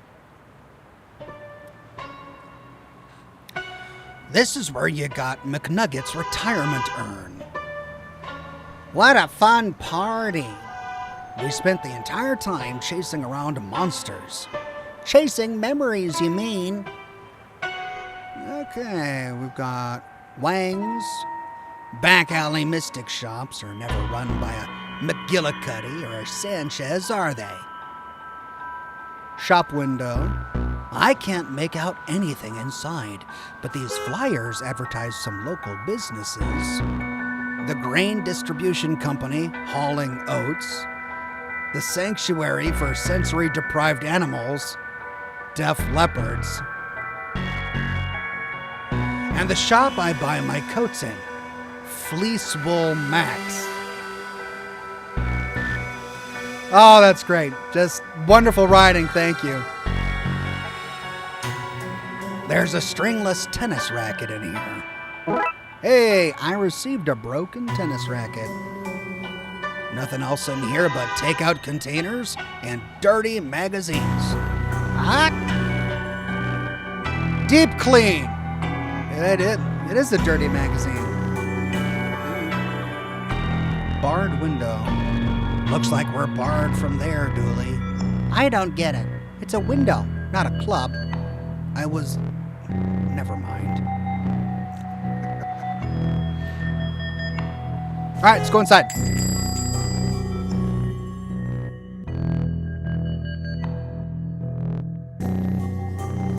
Are those paws? No, they couldn't be. Help! I'm trapped! Get rid of them! Oh, undead trinkets. What the hell? Monkey paws all came to life! Not feeling so lucky now. I hope the riots citywide aren't all undead related. Less worry, more scurry! Get rid of them! Healing crystals. Crystals used for some form of healing, I guess. Ow, this is sharp. That might be useful. I received a healing crystal. Given my current predicament, I'm starting to think none of these lucky charms work. Nice lanterns. A shop like this runs on ambience. 80% of all sales are because customers can't see what they're buying. Hey, we got a skull. Is that skull real? That's the skull of the previous shop owner. Her will stipulated I keep it on display at all times. That's not creepy. Dreamcatcher. A dreamcatcher used for trapping nightmares. May be useful in this nightmare. I received a dreamcatcher.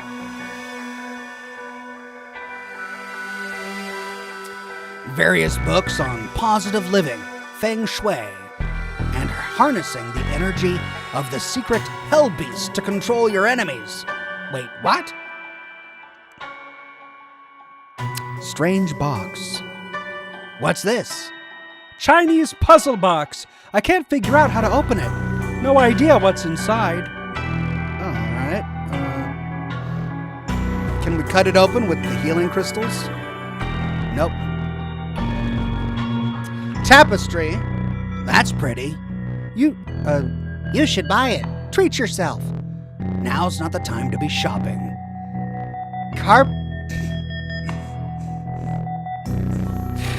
Carpet diem, that's what I say. Come on, man. That's not... Never mind.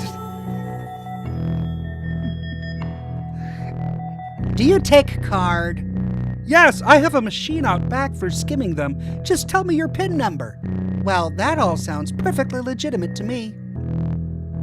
Large trunk. A large trunk with a sturdy lock. It's empty inside. Right, well, that's everything except for the shopkeep himself. I'm not coming out until those things are gone. All right, so we got to get rid of these undead trinkets. Let's try hitting them with the sharp crystal. They're not reacting. Maybe they don't feel pain? Let's try putting the dreamcatcher on the broken racket. The rope's too tight. I need to loosen it up somehow. All right, let's loosen up the rope with the healing crystal. Doesn't look like it's working. Okay. Well, we kind of figured out that we need to use the dream catcher to fix the broken racket. But before we can do that, we need to loosen up the dream catcher. And I think that's everything we can do here. So let's go back outside and back to the squad car. I thought this place had a layer of dry ice adding to the mystery, but now I see it's a crack in our exhaust pipe. Oh, we can't go back. Crap. I thought we would be able to go check out the other areas. All right. Let's try using the crystals on the barred windows. No.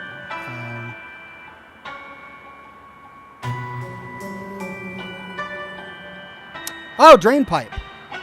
It's actually painted onto the building. The mayor figured it was cheaper than building and maintaining real drains. Oh, well, that didn't give us anything. Okay, so we can't go back out.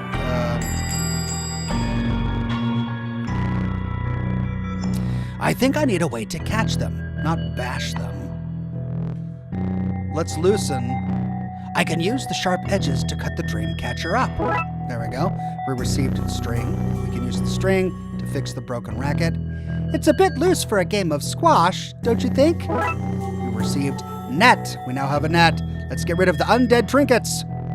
One careful swipe and... Okay, I've caught them all. We received monkey paws. Great. Now we can talk to the shopkeep. I'm not coming out until those things are gone. We got rid of them. Let's put them in the large trunk. That's this area. Locked down. Thank goodness you came, officers. I don't know how else I'd have escaped. You guys! They couldn't send some other cops. The whole force is busy. This is harassment. You called us. Hello again, Wang. Wang? Who's Wang? My name is, Detective McQueen. Looks like we've got the wrong guy. What happened here? My lucky rabbit's foot, the monkey paws, the body out back, they all started moving. Body out back? I never said that. You've got no proof.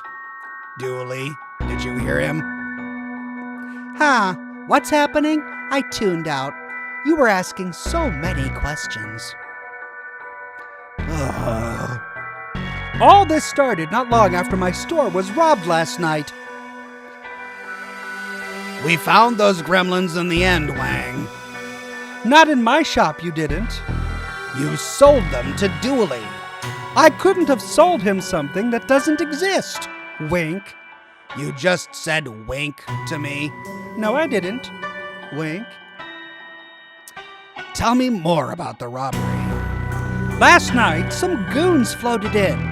They smashed the place up and took some entirely legal ritual components.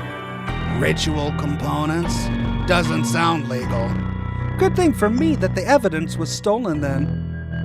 Floated in? Yep, floated in a green haze.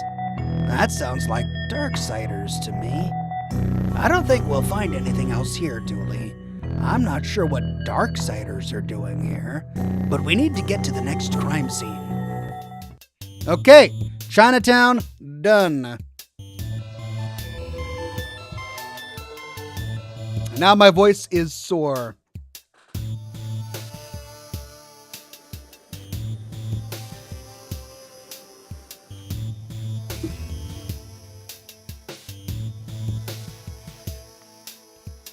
Museum.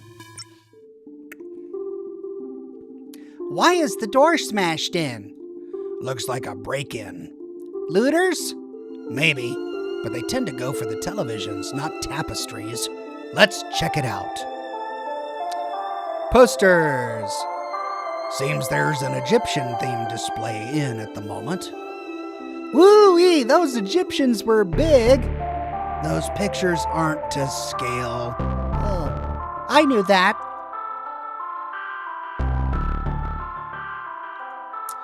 I think our car is old enough to be on exhibition here. All right, inside we go.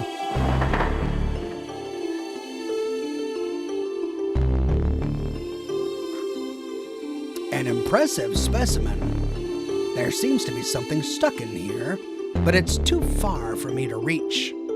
Okay, so I need something to extend my reach. After watching extensive historical footage, Twin Lakes researchers believe this beast escaped a Costa Rican theme park in the early 90s. Presumed cause of death is drowning, as its tiny arms wouldn't have been great for swimming to the mainland. Wow, the team here must be top of their field.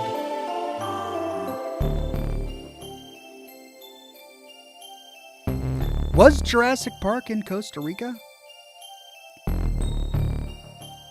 All right, anthropology. Tall skeleton. This is what a plastic skeleton looks like.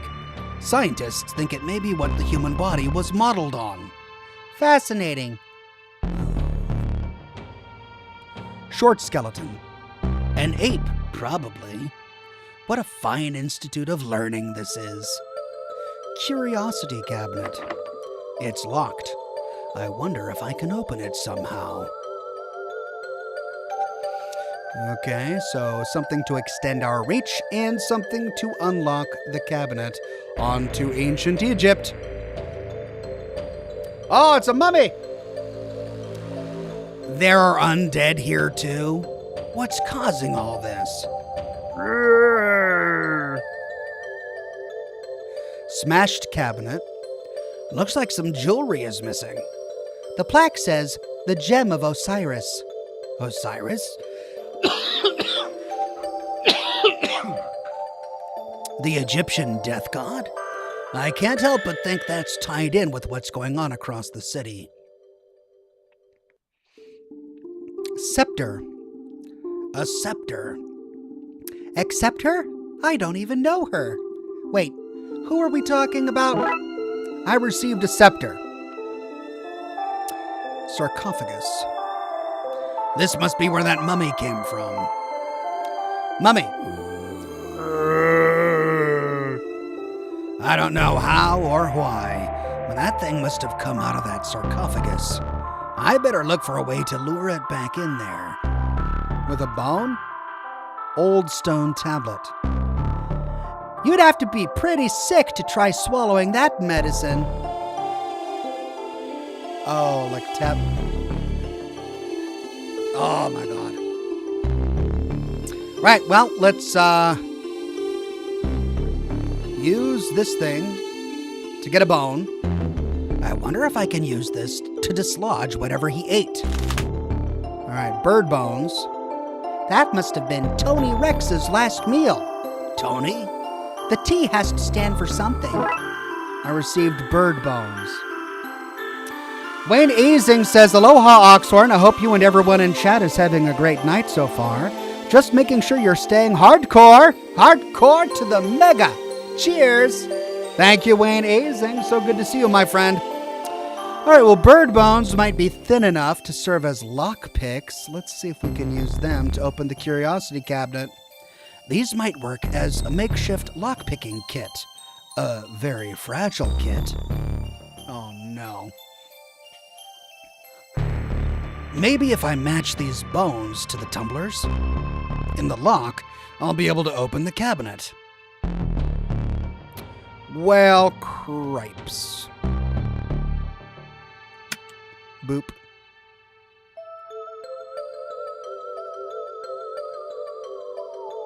Boop.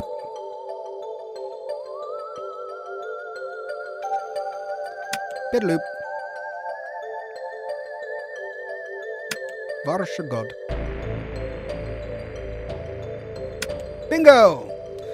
That seems to be it. Now to see what's inside. It's a brain! A jar of pickled brains. I prefer pickled onions myself. We received a pickled brain. Is this Futurama? Small jars. Eye of Newt. There's an old note on the jars. Borrowing for soup. Will return ASAP. T. Ew. Mixed jars. A collection of earwax gathered from the museum's staff. Oh. Another jar.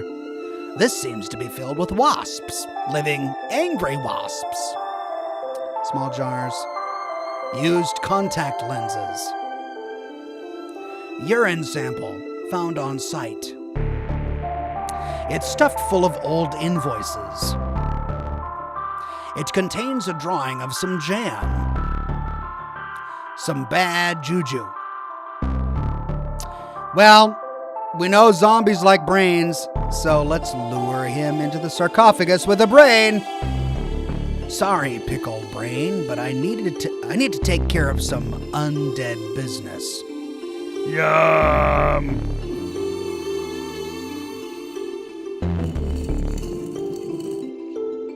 There's a case closed pun in here somewhere, but there's just no time. I don't think we'll find anything else of note here. Let's get to the next crime scene. Well, what did we actually accomplish there? We just put one zombie in a sarcophagus. We haven't furthered the plot much.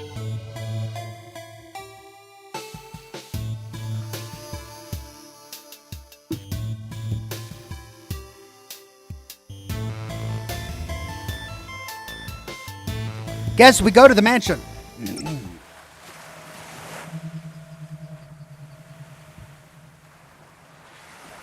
We have reports of a break-in at the Don's old mansion. Let's check it out. Detective, the city's in chaos. Surely we've better things to focus on than a derelict building. We don't know who they are or why they broke in. This mansion belonged to a mafia don. For all we know, there's a hidden weapon cache in here. Given how crazy things are across the city today, whatever they want, we had better make sure they don't get it. Okay, well, we've got a sandcastle. Was that a good use of police resources and time? No. Was it fun? Yes. Palm trees. He must have been doing pretty well for himself to have a beachside house with palm trees. Maybe crime does pay after all. Moon. Have you ever noticed that the moon is always full in Twin Lakes? It's cheaper to reuse assets, I guess. Very clever, gargoyles. These things remind me of some of the people we've met on our cases. And C. I wonder where Nigel ever swam off to. Nice try, detective, but I'm not giving up his location to a government stooge.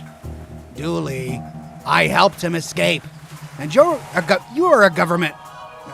Don't even try, detective. My guard is up. UPP. Up.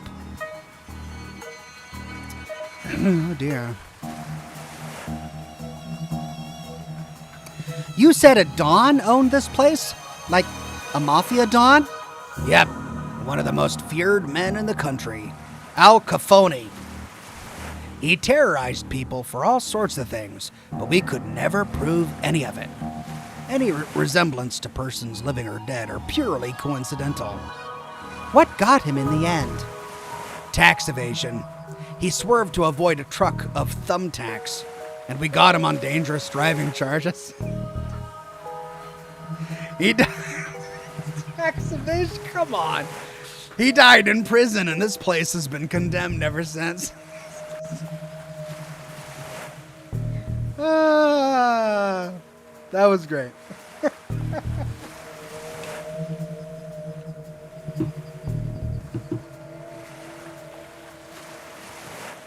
Mansion. So what kind of stuff did this Don do? You name it, he did it. Racketeering, money laundering, bootlegging, and more. And more? As if making tennis rackets, washing money, and forcing people to wear boots wasn't bad enough. Gate sign. It says, stay out. Luckily, the law doesn't apply to us. Dooley, the law does apply to us. Just not in this particular case. Okay, well, let's approach the mansion. Ooh, we recognize this. Strange equipment.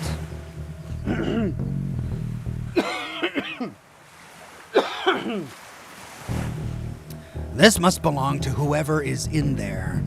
This stuff looks dangerous. I'd better power it down for now. We received a battery.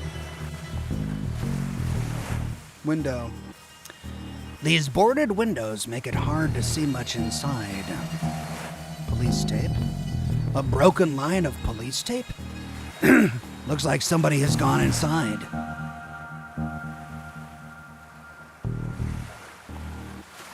A condemned sign.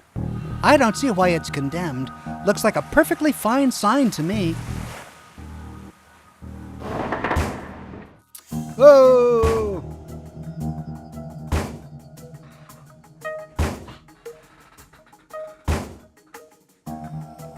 Sir, you can't be in here. This place is condemned. Brains. That's not right. Is there somebody there?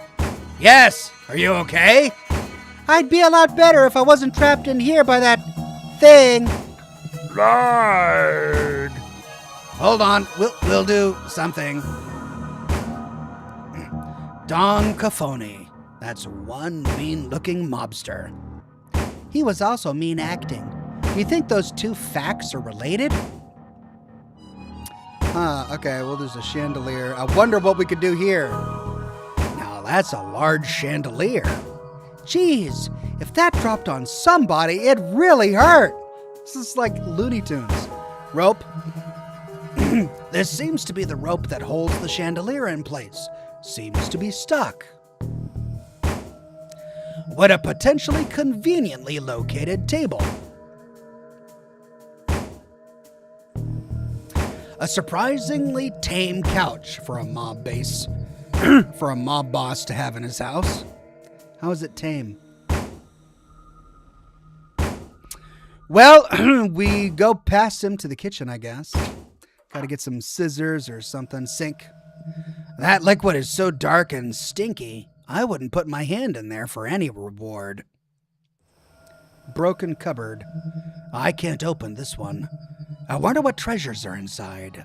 Not enough to force it open, however. Open cupboard. Various supplies, including candles. I think I'll take one. There we go. We got a candle. Oven. There are the remains of a long-forgotten roast chicken in here. It's not edible, Dooley. Missing drawer. Where did this go? What kind of a looter takes one drawer? Cutlery drawer. No knives, scissors, or other sharp objects. What a convenient inconvenience.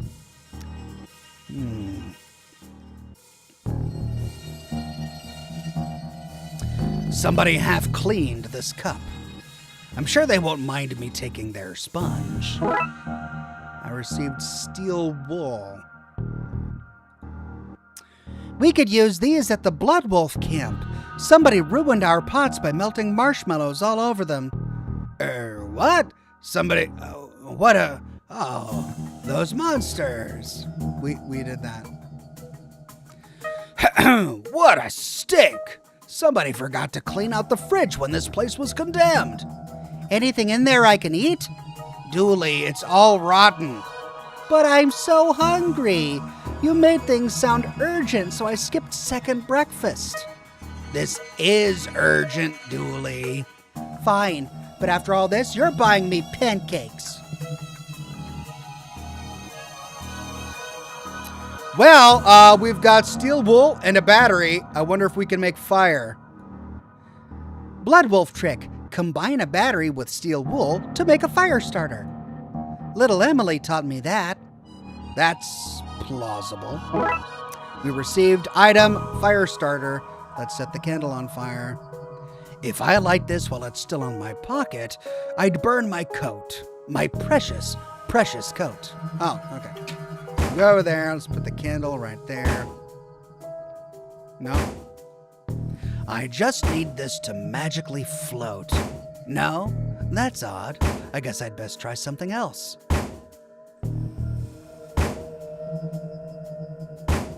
Right, side table. I had to put it over the side table. Let's just leave this here. And then we use the fire starter on the candle. This should be able to burn through the rope in a suitably slow and dramatic fashion. Ruh-roh.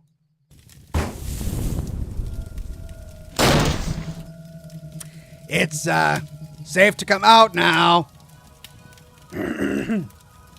Detective, is now a good time to mention I'm allergic to fire? Uh-oh. Roxa? You guys, I owe you big time. What were you doing here?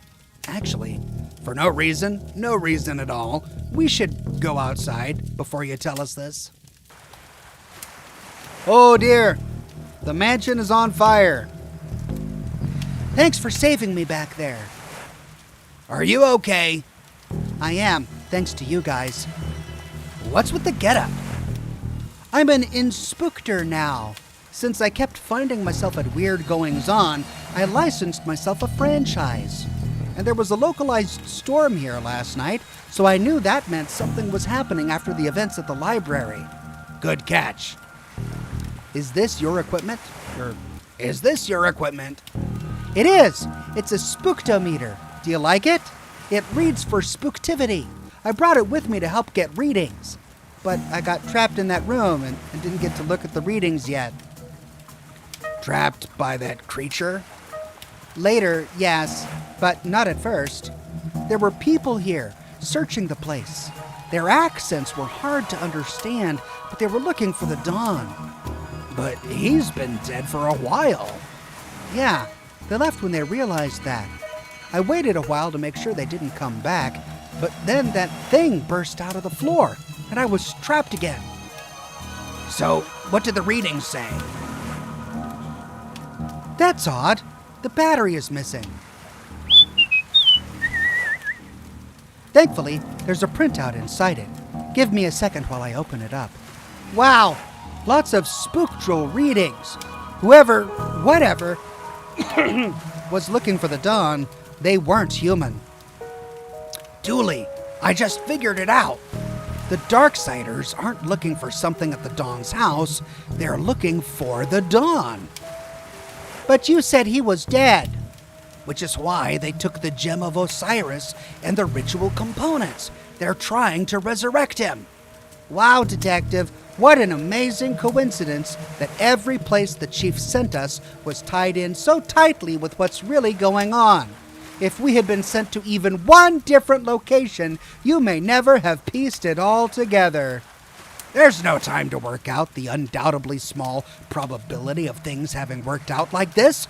We need to get to the graveyard, and fast. We can't let him return. You should probably leave too, Roxa. Because of the fire you started? Fire? What fire? You must be seeing things. Probably starved from being inside. Bad for the mind. Make sure to eat something when you leave, which you should do now. For food, not fire. I think that went smoothly. Okay, graveyard.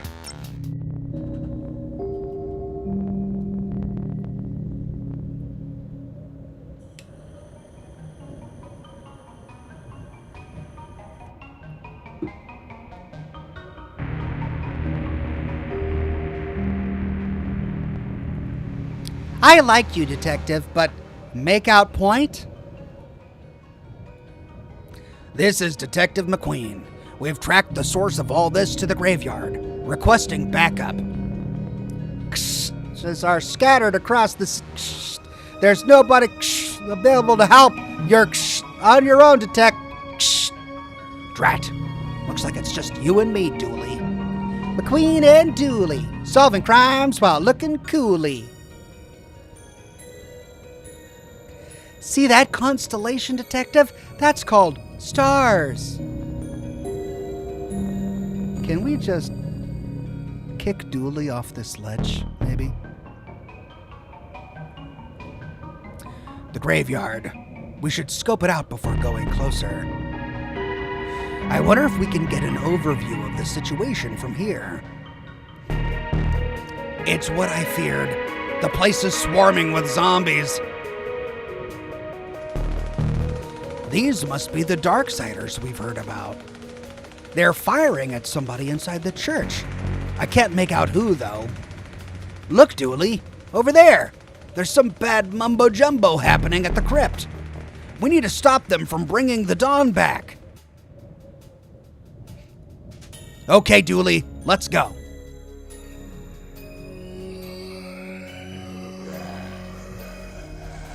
Erg, gar, roar. No doubt about it. They're zombies, all right. Looks like we're not getting in that way. I hope that gate holds. They're far too eager a welcoming party. Maybe leaving the lights on wasn't the best way to sneak up to this place. Might need this nightstick to keep the welcoming party at bay.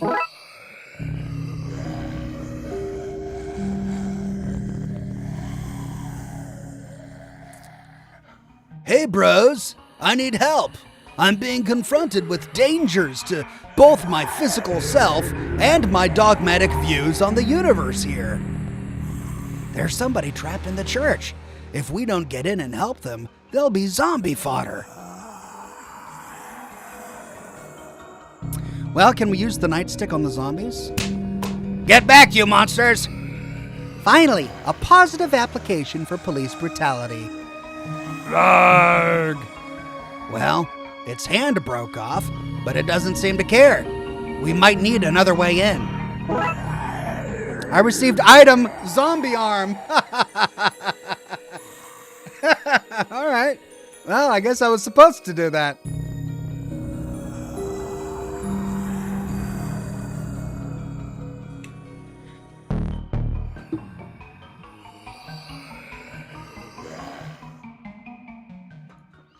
If we can get this into position, I can get over the wall. It's stuck. The wheels seem to be rusted. Here's one for you, Dooley. How many cops does it take to change a light bulb? No idea, but thankfully it's working, so not our concern. Also, streetlights fall under the city maintenance department and not the police. I thought you'd know that, Detective. Oh. The wall is too high to jump over. Dooley, give me a boost. I would, Detective, but I put my back out in the gym this morning. We're going to have to find another way. A water tower in a graveyard? Odd. That's for low-budget holy water. The priest can bless it after a heavy rain. Manhole. It's covered by the massive dumpster. I wonder if there's another manhole on the other side of this wall. Well, all I have is a zombie arm. I don't think more help pushing is the answer here.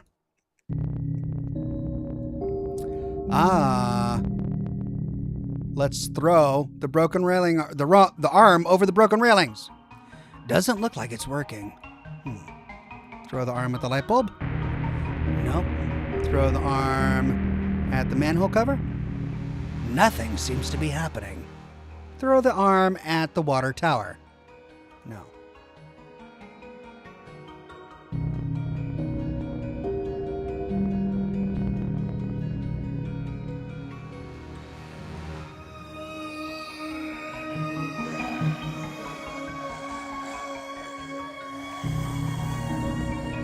Throw the arm at the church bell tower. No. Throw it at the zombies. I think I'll try something else. Throw it at the squad car. Nothing seems to be happening. Okay.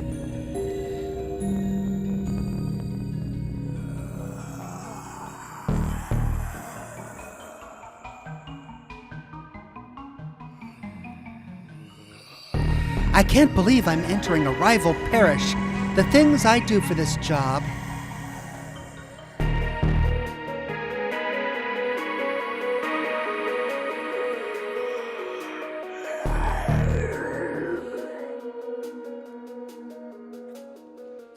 When all this is done, I might look into a safe job like garbage disposal. Are you kidding? The government have spies all over landfills digging through our trash.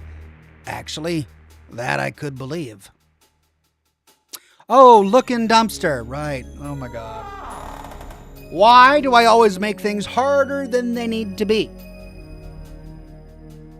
Lone Kitty Cat, a member for 14 months, says, my 2-year-old and I are enjoying the voice acting, Ox. Hope you're well and having a great stream. Thank you, Lone Kitty Cat. I'm having a wonderful stream. Oil can. An oil can. I could use that to oil the wheels, but I can't quite reach it. Box. It appears to be a box of stew. Is it warm? No, Dooley, you could not eat an old box of stew. Oh. That plank might be useful. Nope, it's infested with termites. Not putting that in my pocket. A bag full of magic 8-balls. What do they say? Ask again later. Aw, but I want to know. Okay, in position. Now, to squeeze this muscle and... Got it! Oil can. All right, closed dumpster. Let's oil the wheels. Okay, that's the wheels oiled up. Let's push this into position, Dooley. There we go. Down the manhole. Okay, Dooley. I'll go over the wall. You go through the sewers. Hopefully, that way, one of us can save those people and stop the dawn from being brought back. Have I mentioned that I don't like Not the time, buddy. The city needs us. I know. Hey, detective? Yeah? Be careful. You too, buddy. You too. Oh man, splitting up in a zombie apocalypse? I thought they would know better.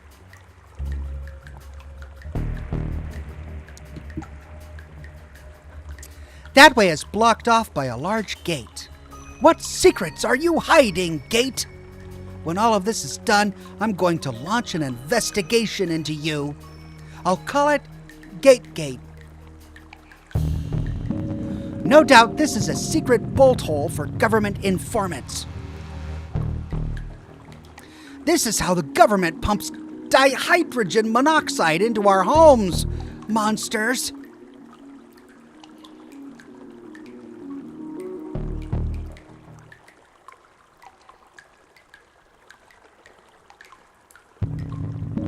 No, Doolies never go backwards. It's the family motto that killed my grandfather when he accidentally drove his car onto those train tracks. A TV show on urban legends. What nonsense. Hey, little guy, what are you doing down here? Oh, his name is Jacques. How do you do a French accent? I can't do a French accent. I'm watching my stories. Let me be. I don't know what accent that was. That was gator accent, okay? A gator? In the sewers? Watching TV? Well, that story checks out to me. Enjoy, mister. Just keep an eye out for cannibals. Okay, I'm glad I don't have to talk to him again. I don't think I wanted to do that accent again.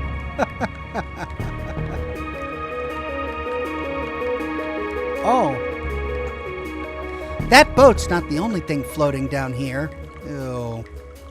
This box holds all the power in the city, electrical and political. Proud, smart. What's his voice? I don't know. I didn't watch the movie. Hi, Dooley. Aren't you gonna say hello? 1 second there, guy. What's a clown doing down here? This isn't a circus. I give balloons to wayward kiddies. Do you now? And there's cotton candy and rides and all sorts of surprises down here. Surprises? Did I mention the balloons come in all colors? I see no harm in any of this. Good on you for making sure those lost kids aren't frightened. Thanks. As you were. You too? Okay, so we met Pennywise and a TV gator. All right, let's continue moving right.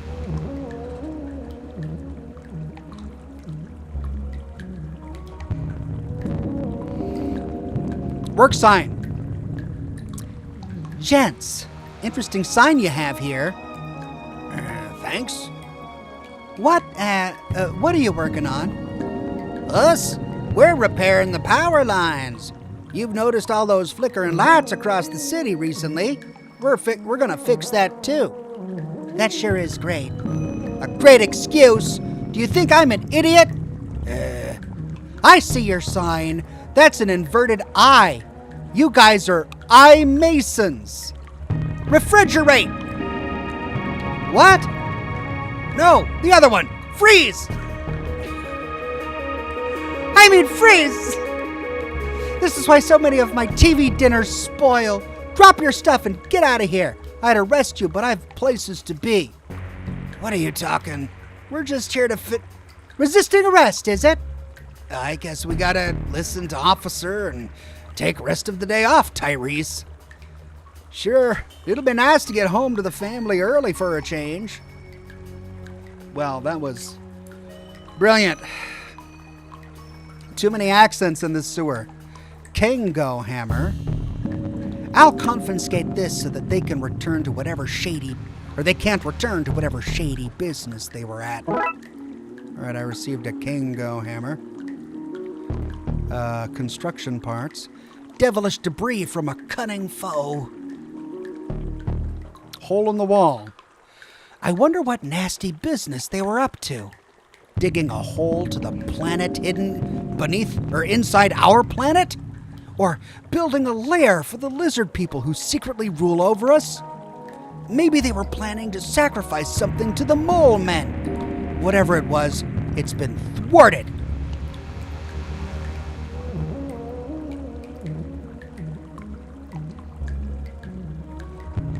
I don't understand or trust whatever mischief those... Oh, we did that already.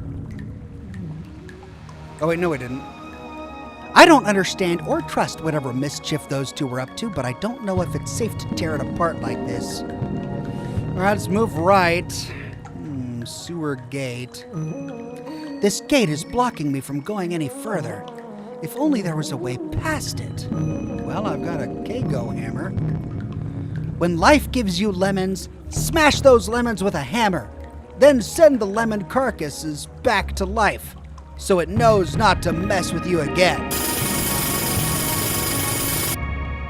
Meanwhile,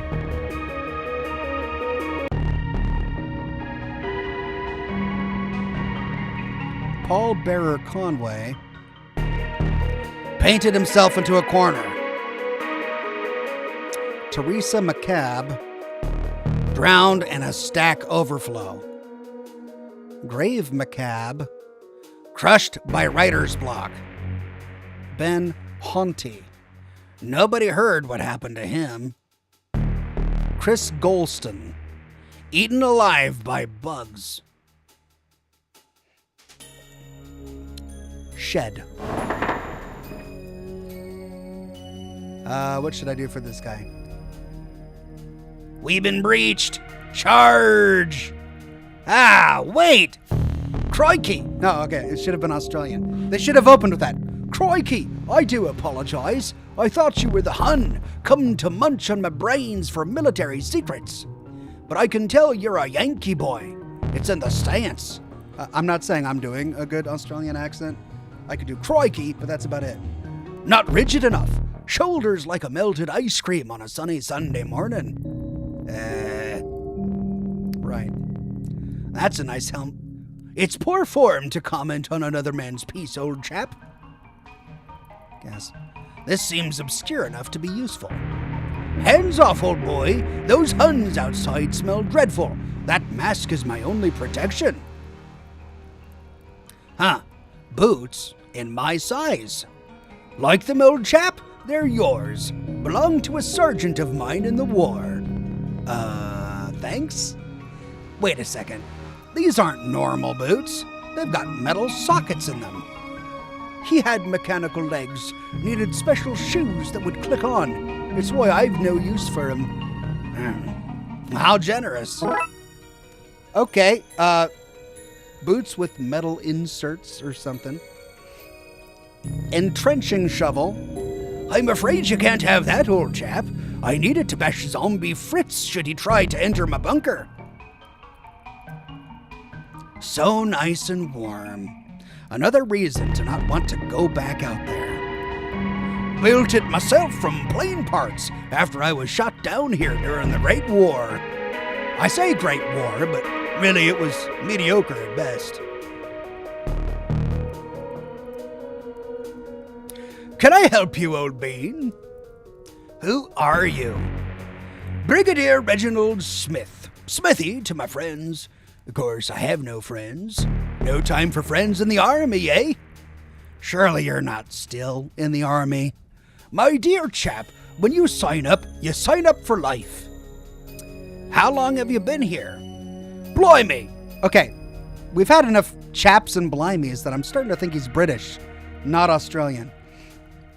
Blimey, I don't jolly well know. Crashed here as a young man, took a job as a gravedigger as I wasn't a citizen. All happened some time ago, I should imagine. Are you okay? You look like you've been through a lot. This is just a scratch.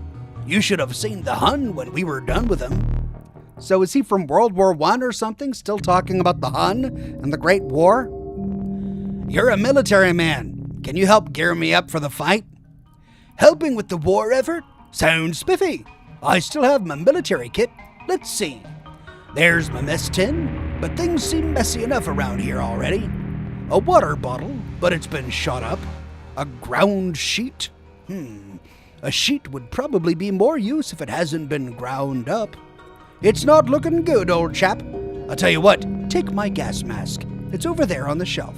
Thanks. Anything to stop Fritz in his tracks. Goodbye. Toodle pip. Now be careful with that. Probably still has some mustard gas caked into it. Where was this when I was hunting down those gremlins? Okay, I got a gas mask and steel-toed boots. Water tower or crypt? Let's try water tower. Oh my.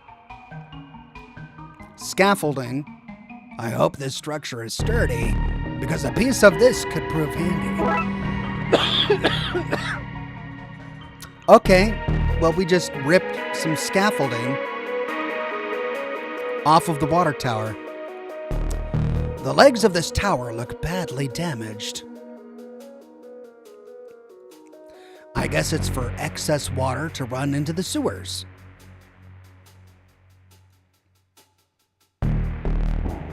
It seems to be full of rainwater. At another crime scene, eh, Moon? I think it's time we had a little talk down at the station.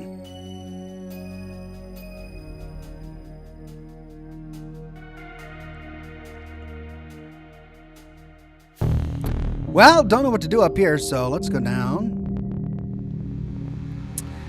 Front of the church. Brains! I can't pass by them, but maybe I can find a way to go over them and get in through that broken window. Roar! Wah! I need to get out of here before I get munched on. Let's go to the crypt. Hey, look there, Slim. We got us a stray zombie. Yeah, stray. Fire a few rounds to chase it off and be thankful that we ain't got a horde to deal with. Yeah, horde. Right, well, don't go that way.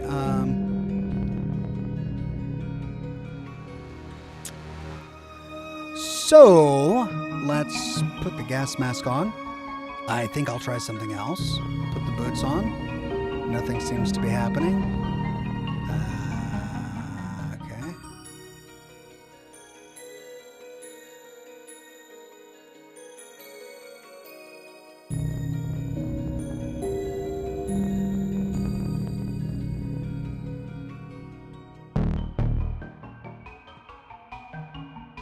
Oh.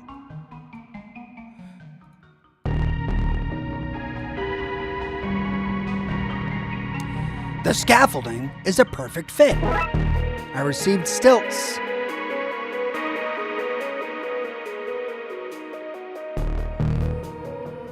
Brains! Oh. Okay, let's try these out.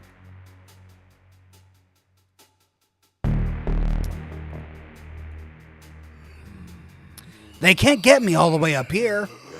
Oh, brains. There's always time to stop and smell the roses. Though I'm too far up to smell anything.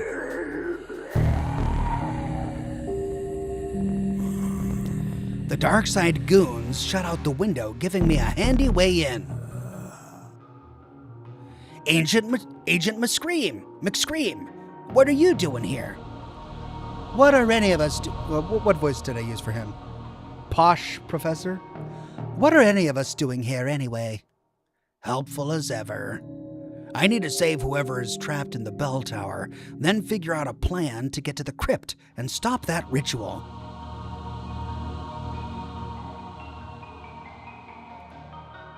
What are you doing here? I circle the wounded, barking at the beasts that would feast on carrion. That's still not helpful. I'm going to presume you mean I'm here because other Darksiders are here. Presumption is the mother of dragons.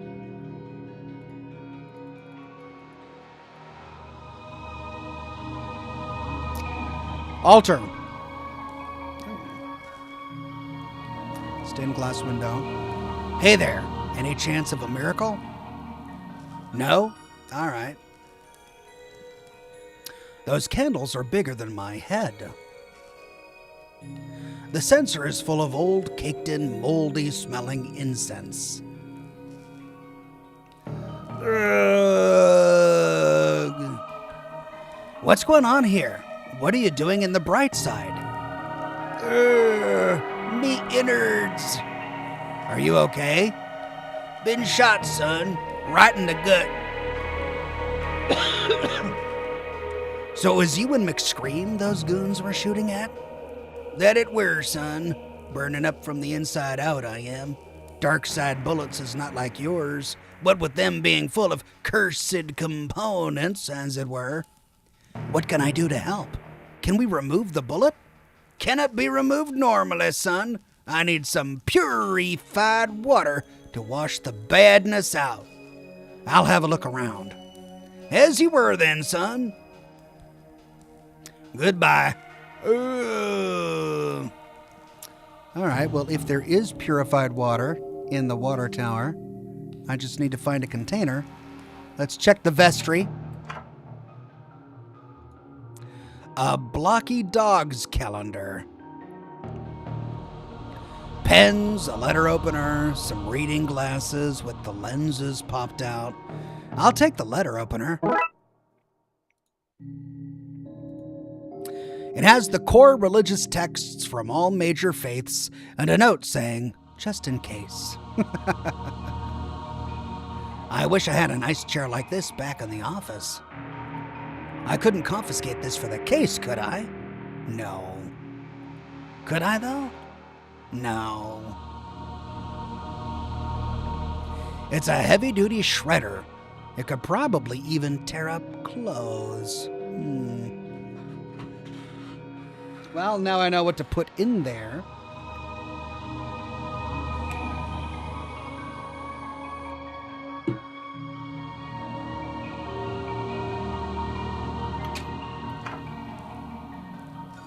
Let's go to the bell tower. Get back, demon bro. Great.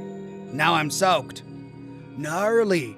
Thought you were a hollow head. Total wipeout on my end, bro. Right. Do you have a towel I can borrow? Shiny bell.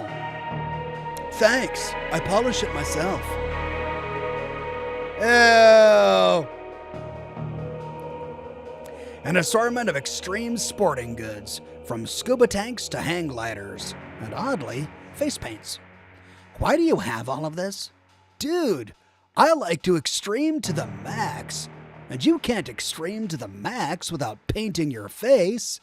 But the scuba tank is bust. I lost the mouthpiece. I'm gonna throw it out.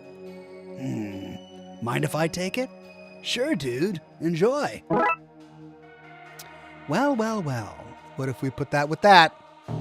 The mask should hold up as a replacement for breathing apparatus for a few minutes at least. I received a scuba kit. Hey.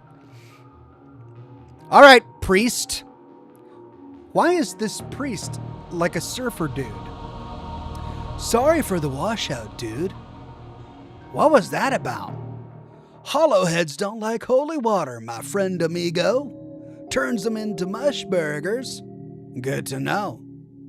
I came to save you. Are you okay? Given the circumstances, I'm happy to be topside and not drowning in a swell of undead. We need to get you out of here. If you can cause a break in that wave of undead, I can get myself out, dude. How will I do that?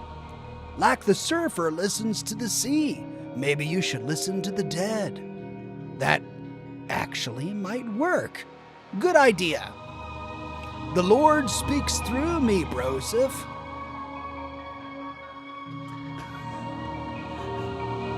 What's with all the sports gear?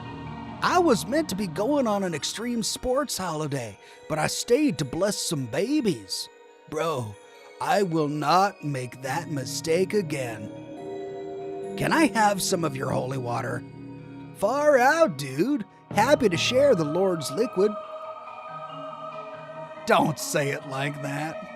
I'm way low right now. Wasted my last wipeout on you. But you can have my dregs. But dude, it's not enough to mush a hollow. I received holy water. Sayonara, dude. The Lord's liquid. So, speak to the dead. That means go back to the graves. Let's check the pews. Oh, those were the pews. Okay. And that goes back to the altar. All right. So we've done the vestry, the bell tower, the pews. Scuba kit, holy water, letter opener. It's not safe to go back out there. Oh. My makeshift entrance. I can still hear the zombies outside. Brains! Brains! Brains! Brains? Brains! Sounds like they're arguing. If only I could understand them. Oh, I can't go back outside. Okay, so I still got to do something here.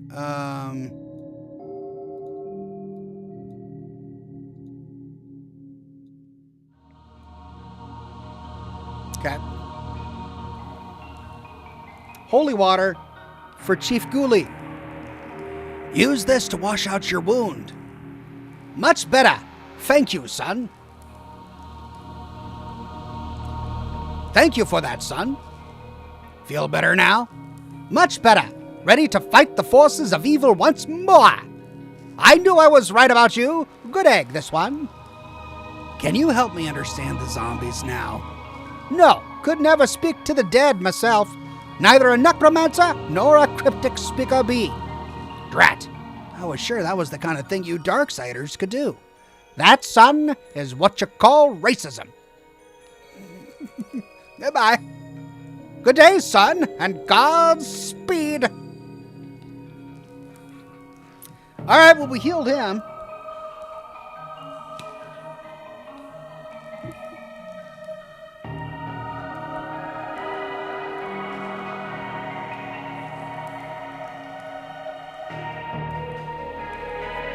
I don't need any incense right now, thanks.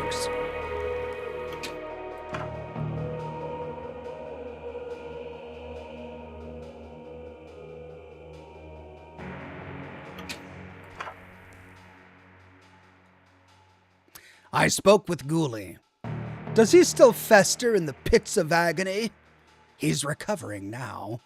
Only if you consider getting better to be recovering. Right. Do you think you can teach me to talk to zombies? Are we not all, in a way, zombies? Listen closely. Sometime later. Ha! That was easier than I thought. Everything is easy for the ignorant. Hey! Okay, let's find... I'm losing the voice. Okay, let's find out what these zombies are saying. Okay, let's try this again.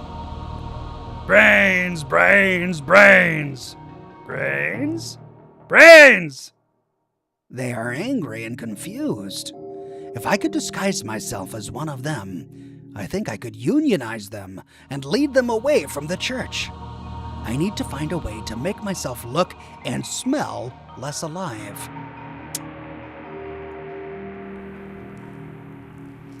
Smell. If I can scrape enough off to rub on my coat, I should smell less alive. And done. Boy, that stinks. Okay, I look dead. Now I need clothes.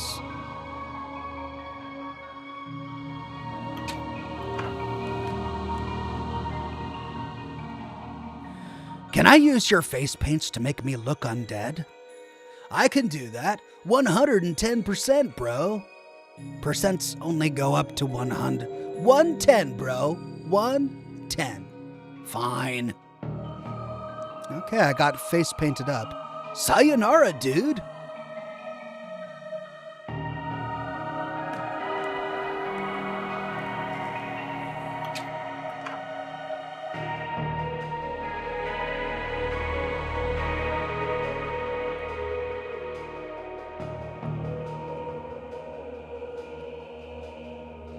So there's something to do with the shredder. I just don't know what it is yet.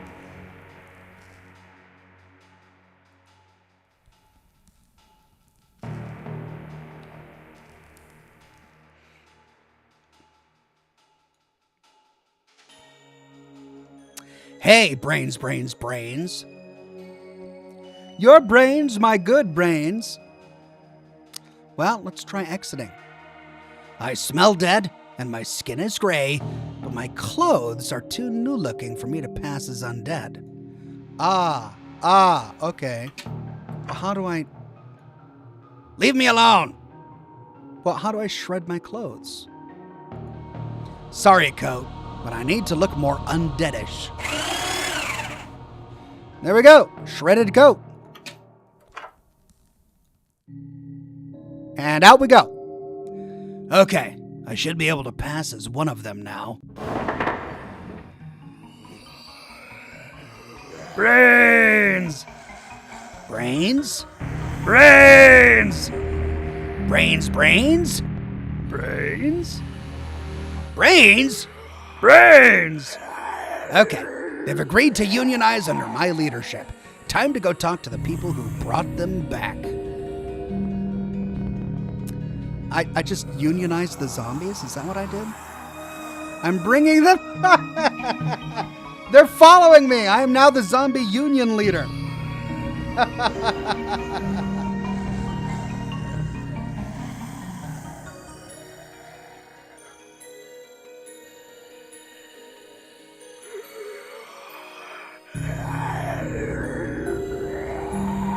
Mamma mia! It's a zombie horde! Run, Slim! Yeah, run.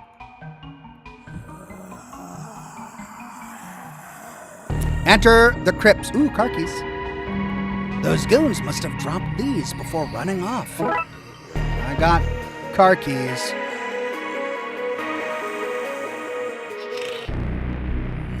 Stop right there. Alexander Pope. Too late, Brightsider. Rawr! I live! What did Al Capone... He was Italian, right? I can't do an Italian accent. He's no zombie. Look at it. He's no zombie. He's a human, you fools. Brains? Oh, no. Destroy him! Brains! So, this is how it ends. Not with a bang, but with me whimpering. I think this is about to give. Dooley! He's trapped under rubble with all those zombies. I need to save him.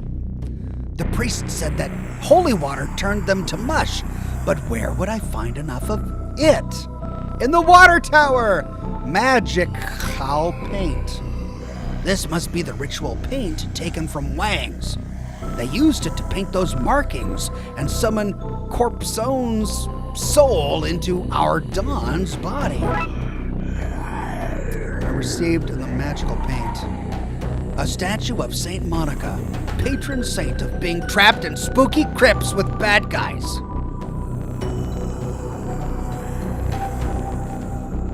I need to find a way over if I'm gonna help Dooley. Oh, he's semi-conscious. Why aren't they trying to eat him? Brains! They're trapped down there with Dooley, but it's only a matter of time before one of them spots him. I don't understand why a floating being needs a ladder to paint on walls, but I'm glad they do. This could make a passable walkway.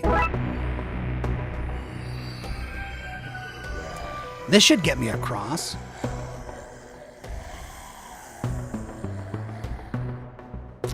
Okay, let's ram the mafia car into the water tower. Driving the car into the water tower would give me enough water, but it's not holy. Plus, Dooley would drown too. I need to fix those two problems first. Ah! Hey, Dooley! Here's a scuba kit. Quickly, put this on, buddy. Oh, okay. All right, I need to make the water holy. Let's use the magical paint to paint the water holy. I think I'll try something else. Oh, fine. How do you make water holy?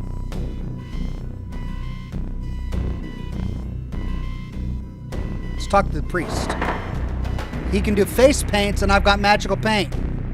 Hey, priest dude, I've got magical paint. I need you to bless the water tower for me. Bro, are you for real, bro? I've gotten all the undead into the sewers and need to flush them fast. I've been waiting to be asked to churn out that much god juice, like literally forever. You have a distinct way of talking about your faith. What can I say, bro? The Lord is my surf guy. We hang tight and hang often, and I want to bring the whole world out on the waves with us. But we, the Lord and I, take safety mucho serioso. Take this life ring with you in case you get caught up in the flood. A flood to wash the sinners away. Super biblical, bro. Super biblical. I received a life ring. I love this priest, man. He's the best. Dude, bro, I'm gonna go do my thing, bro. May the big G be on your side. He's great. I wish all priests were like him.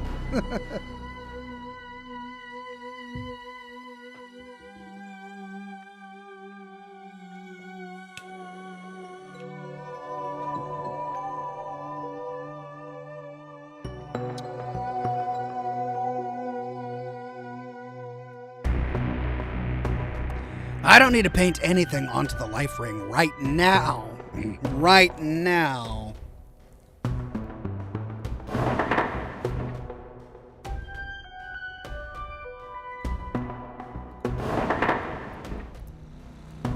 It's the Hun! Charge! Not this again. Smithy, it's me! I'm disguised. Ah, the Yankee boy. Black Ops, behind enemy lines, is it? Something like that, yes. As you were, then. Can I help you, old bean? No. Toodlepip.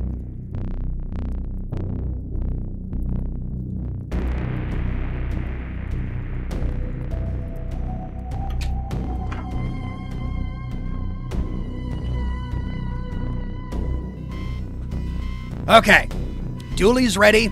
I'm ready. Are you ready up there, Father? Cowabunga! I'll take that as a yes.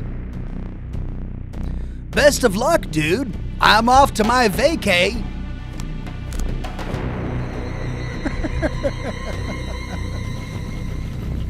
The pedal's locked in place, and the car is good to go.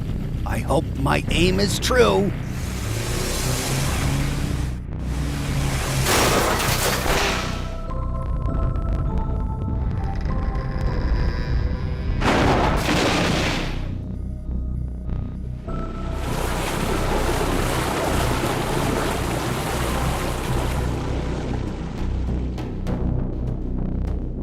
All right. Collapsed water tower. I hope that worked. Hey, Dooley. You okay there, buddy? Feeling a little wet behind the ears, but I'm okay. Glad to hear it. No! Ah! You took my minions. I'll have to create new ones, starting with your friend. Hold on, Dooley. Damn it. If only there was a way I could send the Dawn back to the Darkside. I need to copy the ritual markings onto this ring to turn it into a makeshift portal.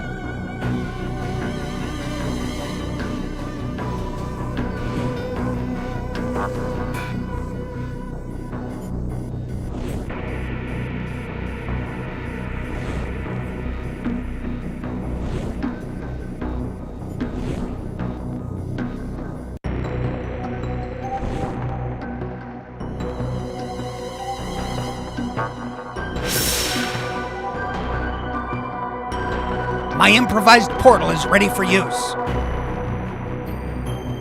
I just need to take careful aim. No!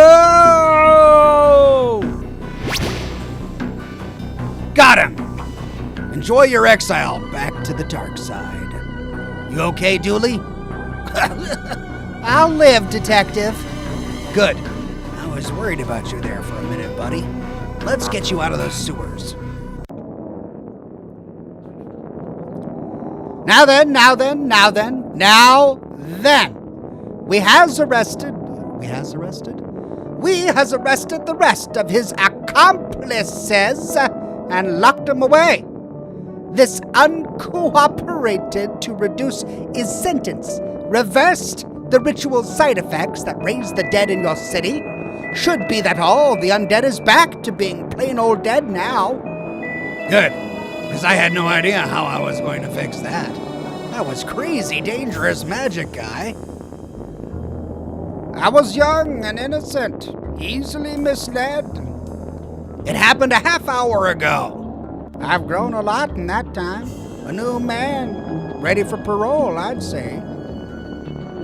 Anyway, we owe you for this, Brightsider. You're welcome. I'd say any time, but let's make sure this never happens again, eh? Absolutely. Let's get to processing this lot, eh, Agent? I think I slipped into like 5 different accents there. Holy cow.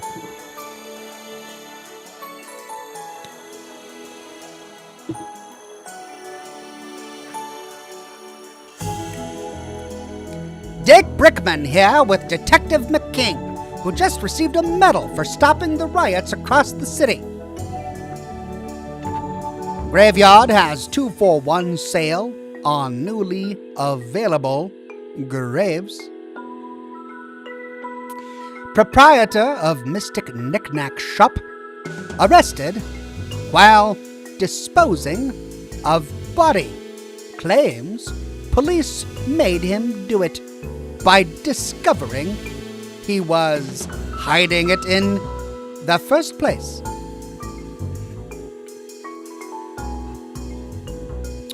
Old Don's mansion burnt down. Police say, no, it didn't.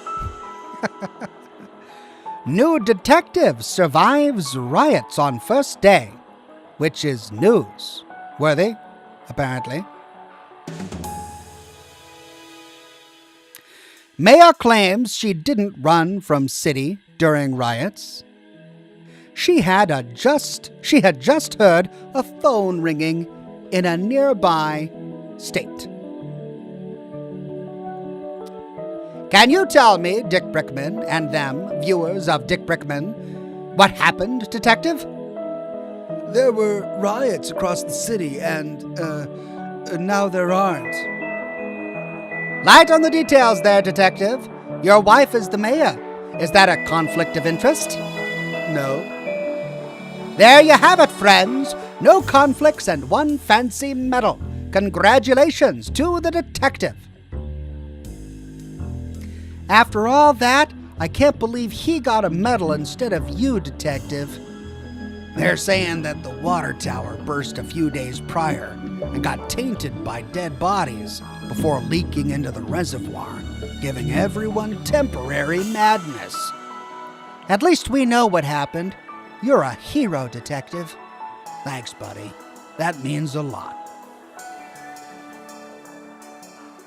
Case closed.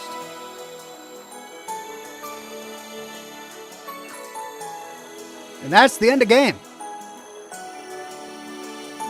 Detective Francis McQueen, Officer Patrick Dooley, the rest of the cast, Vivian Moonman, very real actor.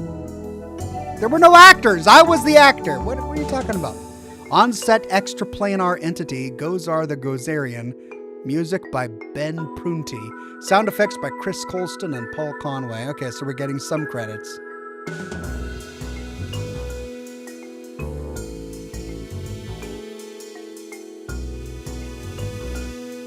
Well, there we go. That's the game, but there are like 3 bonus missions. However, I don't have time. It's after midnight. And my voice is sore. And you know what? This game is a great game to have in your pocket when things go horribly. Like they did for me just a minute ago when I couldn't get Poppy Playtime to work. Still no idea how I'm going to fix that. I already tried to Google it, and that didn't work. So I think I'm going to save the bonus episodes for another day. We can always use them in case something goes wrong again in the future. But this was a fun game. It was really clever writing, intuitive, fun gameplay. Loved the art. The story was ridiculous but fun. No pixels were harmed in the making of this game. Some wrists were carpal tunneled, however. I believe it.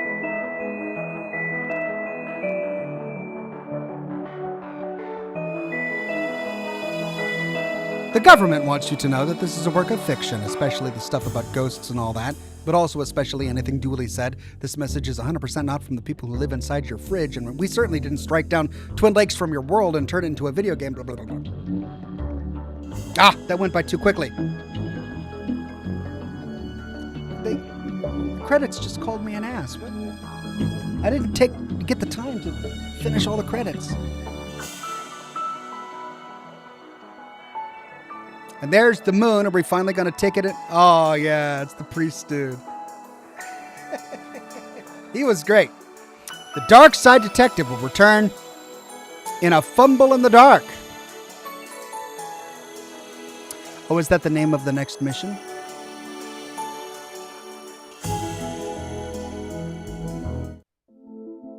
No, the next mission is called Buy Hard.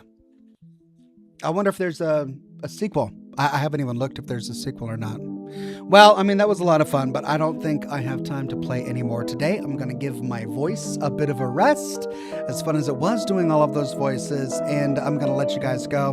Working on a new lore video, probably not for the weekend, as I have family coming over to celebrate the Mother's Day weekend. But hopefully I'll have it for you Monday or sometime early next week. Needless to say, I'm working on it, and it will be done soon. Thanks, everybody, for watching. I still haven't found my lens cap because my desk is a mess. So I'm just going to cover the camera. Bye.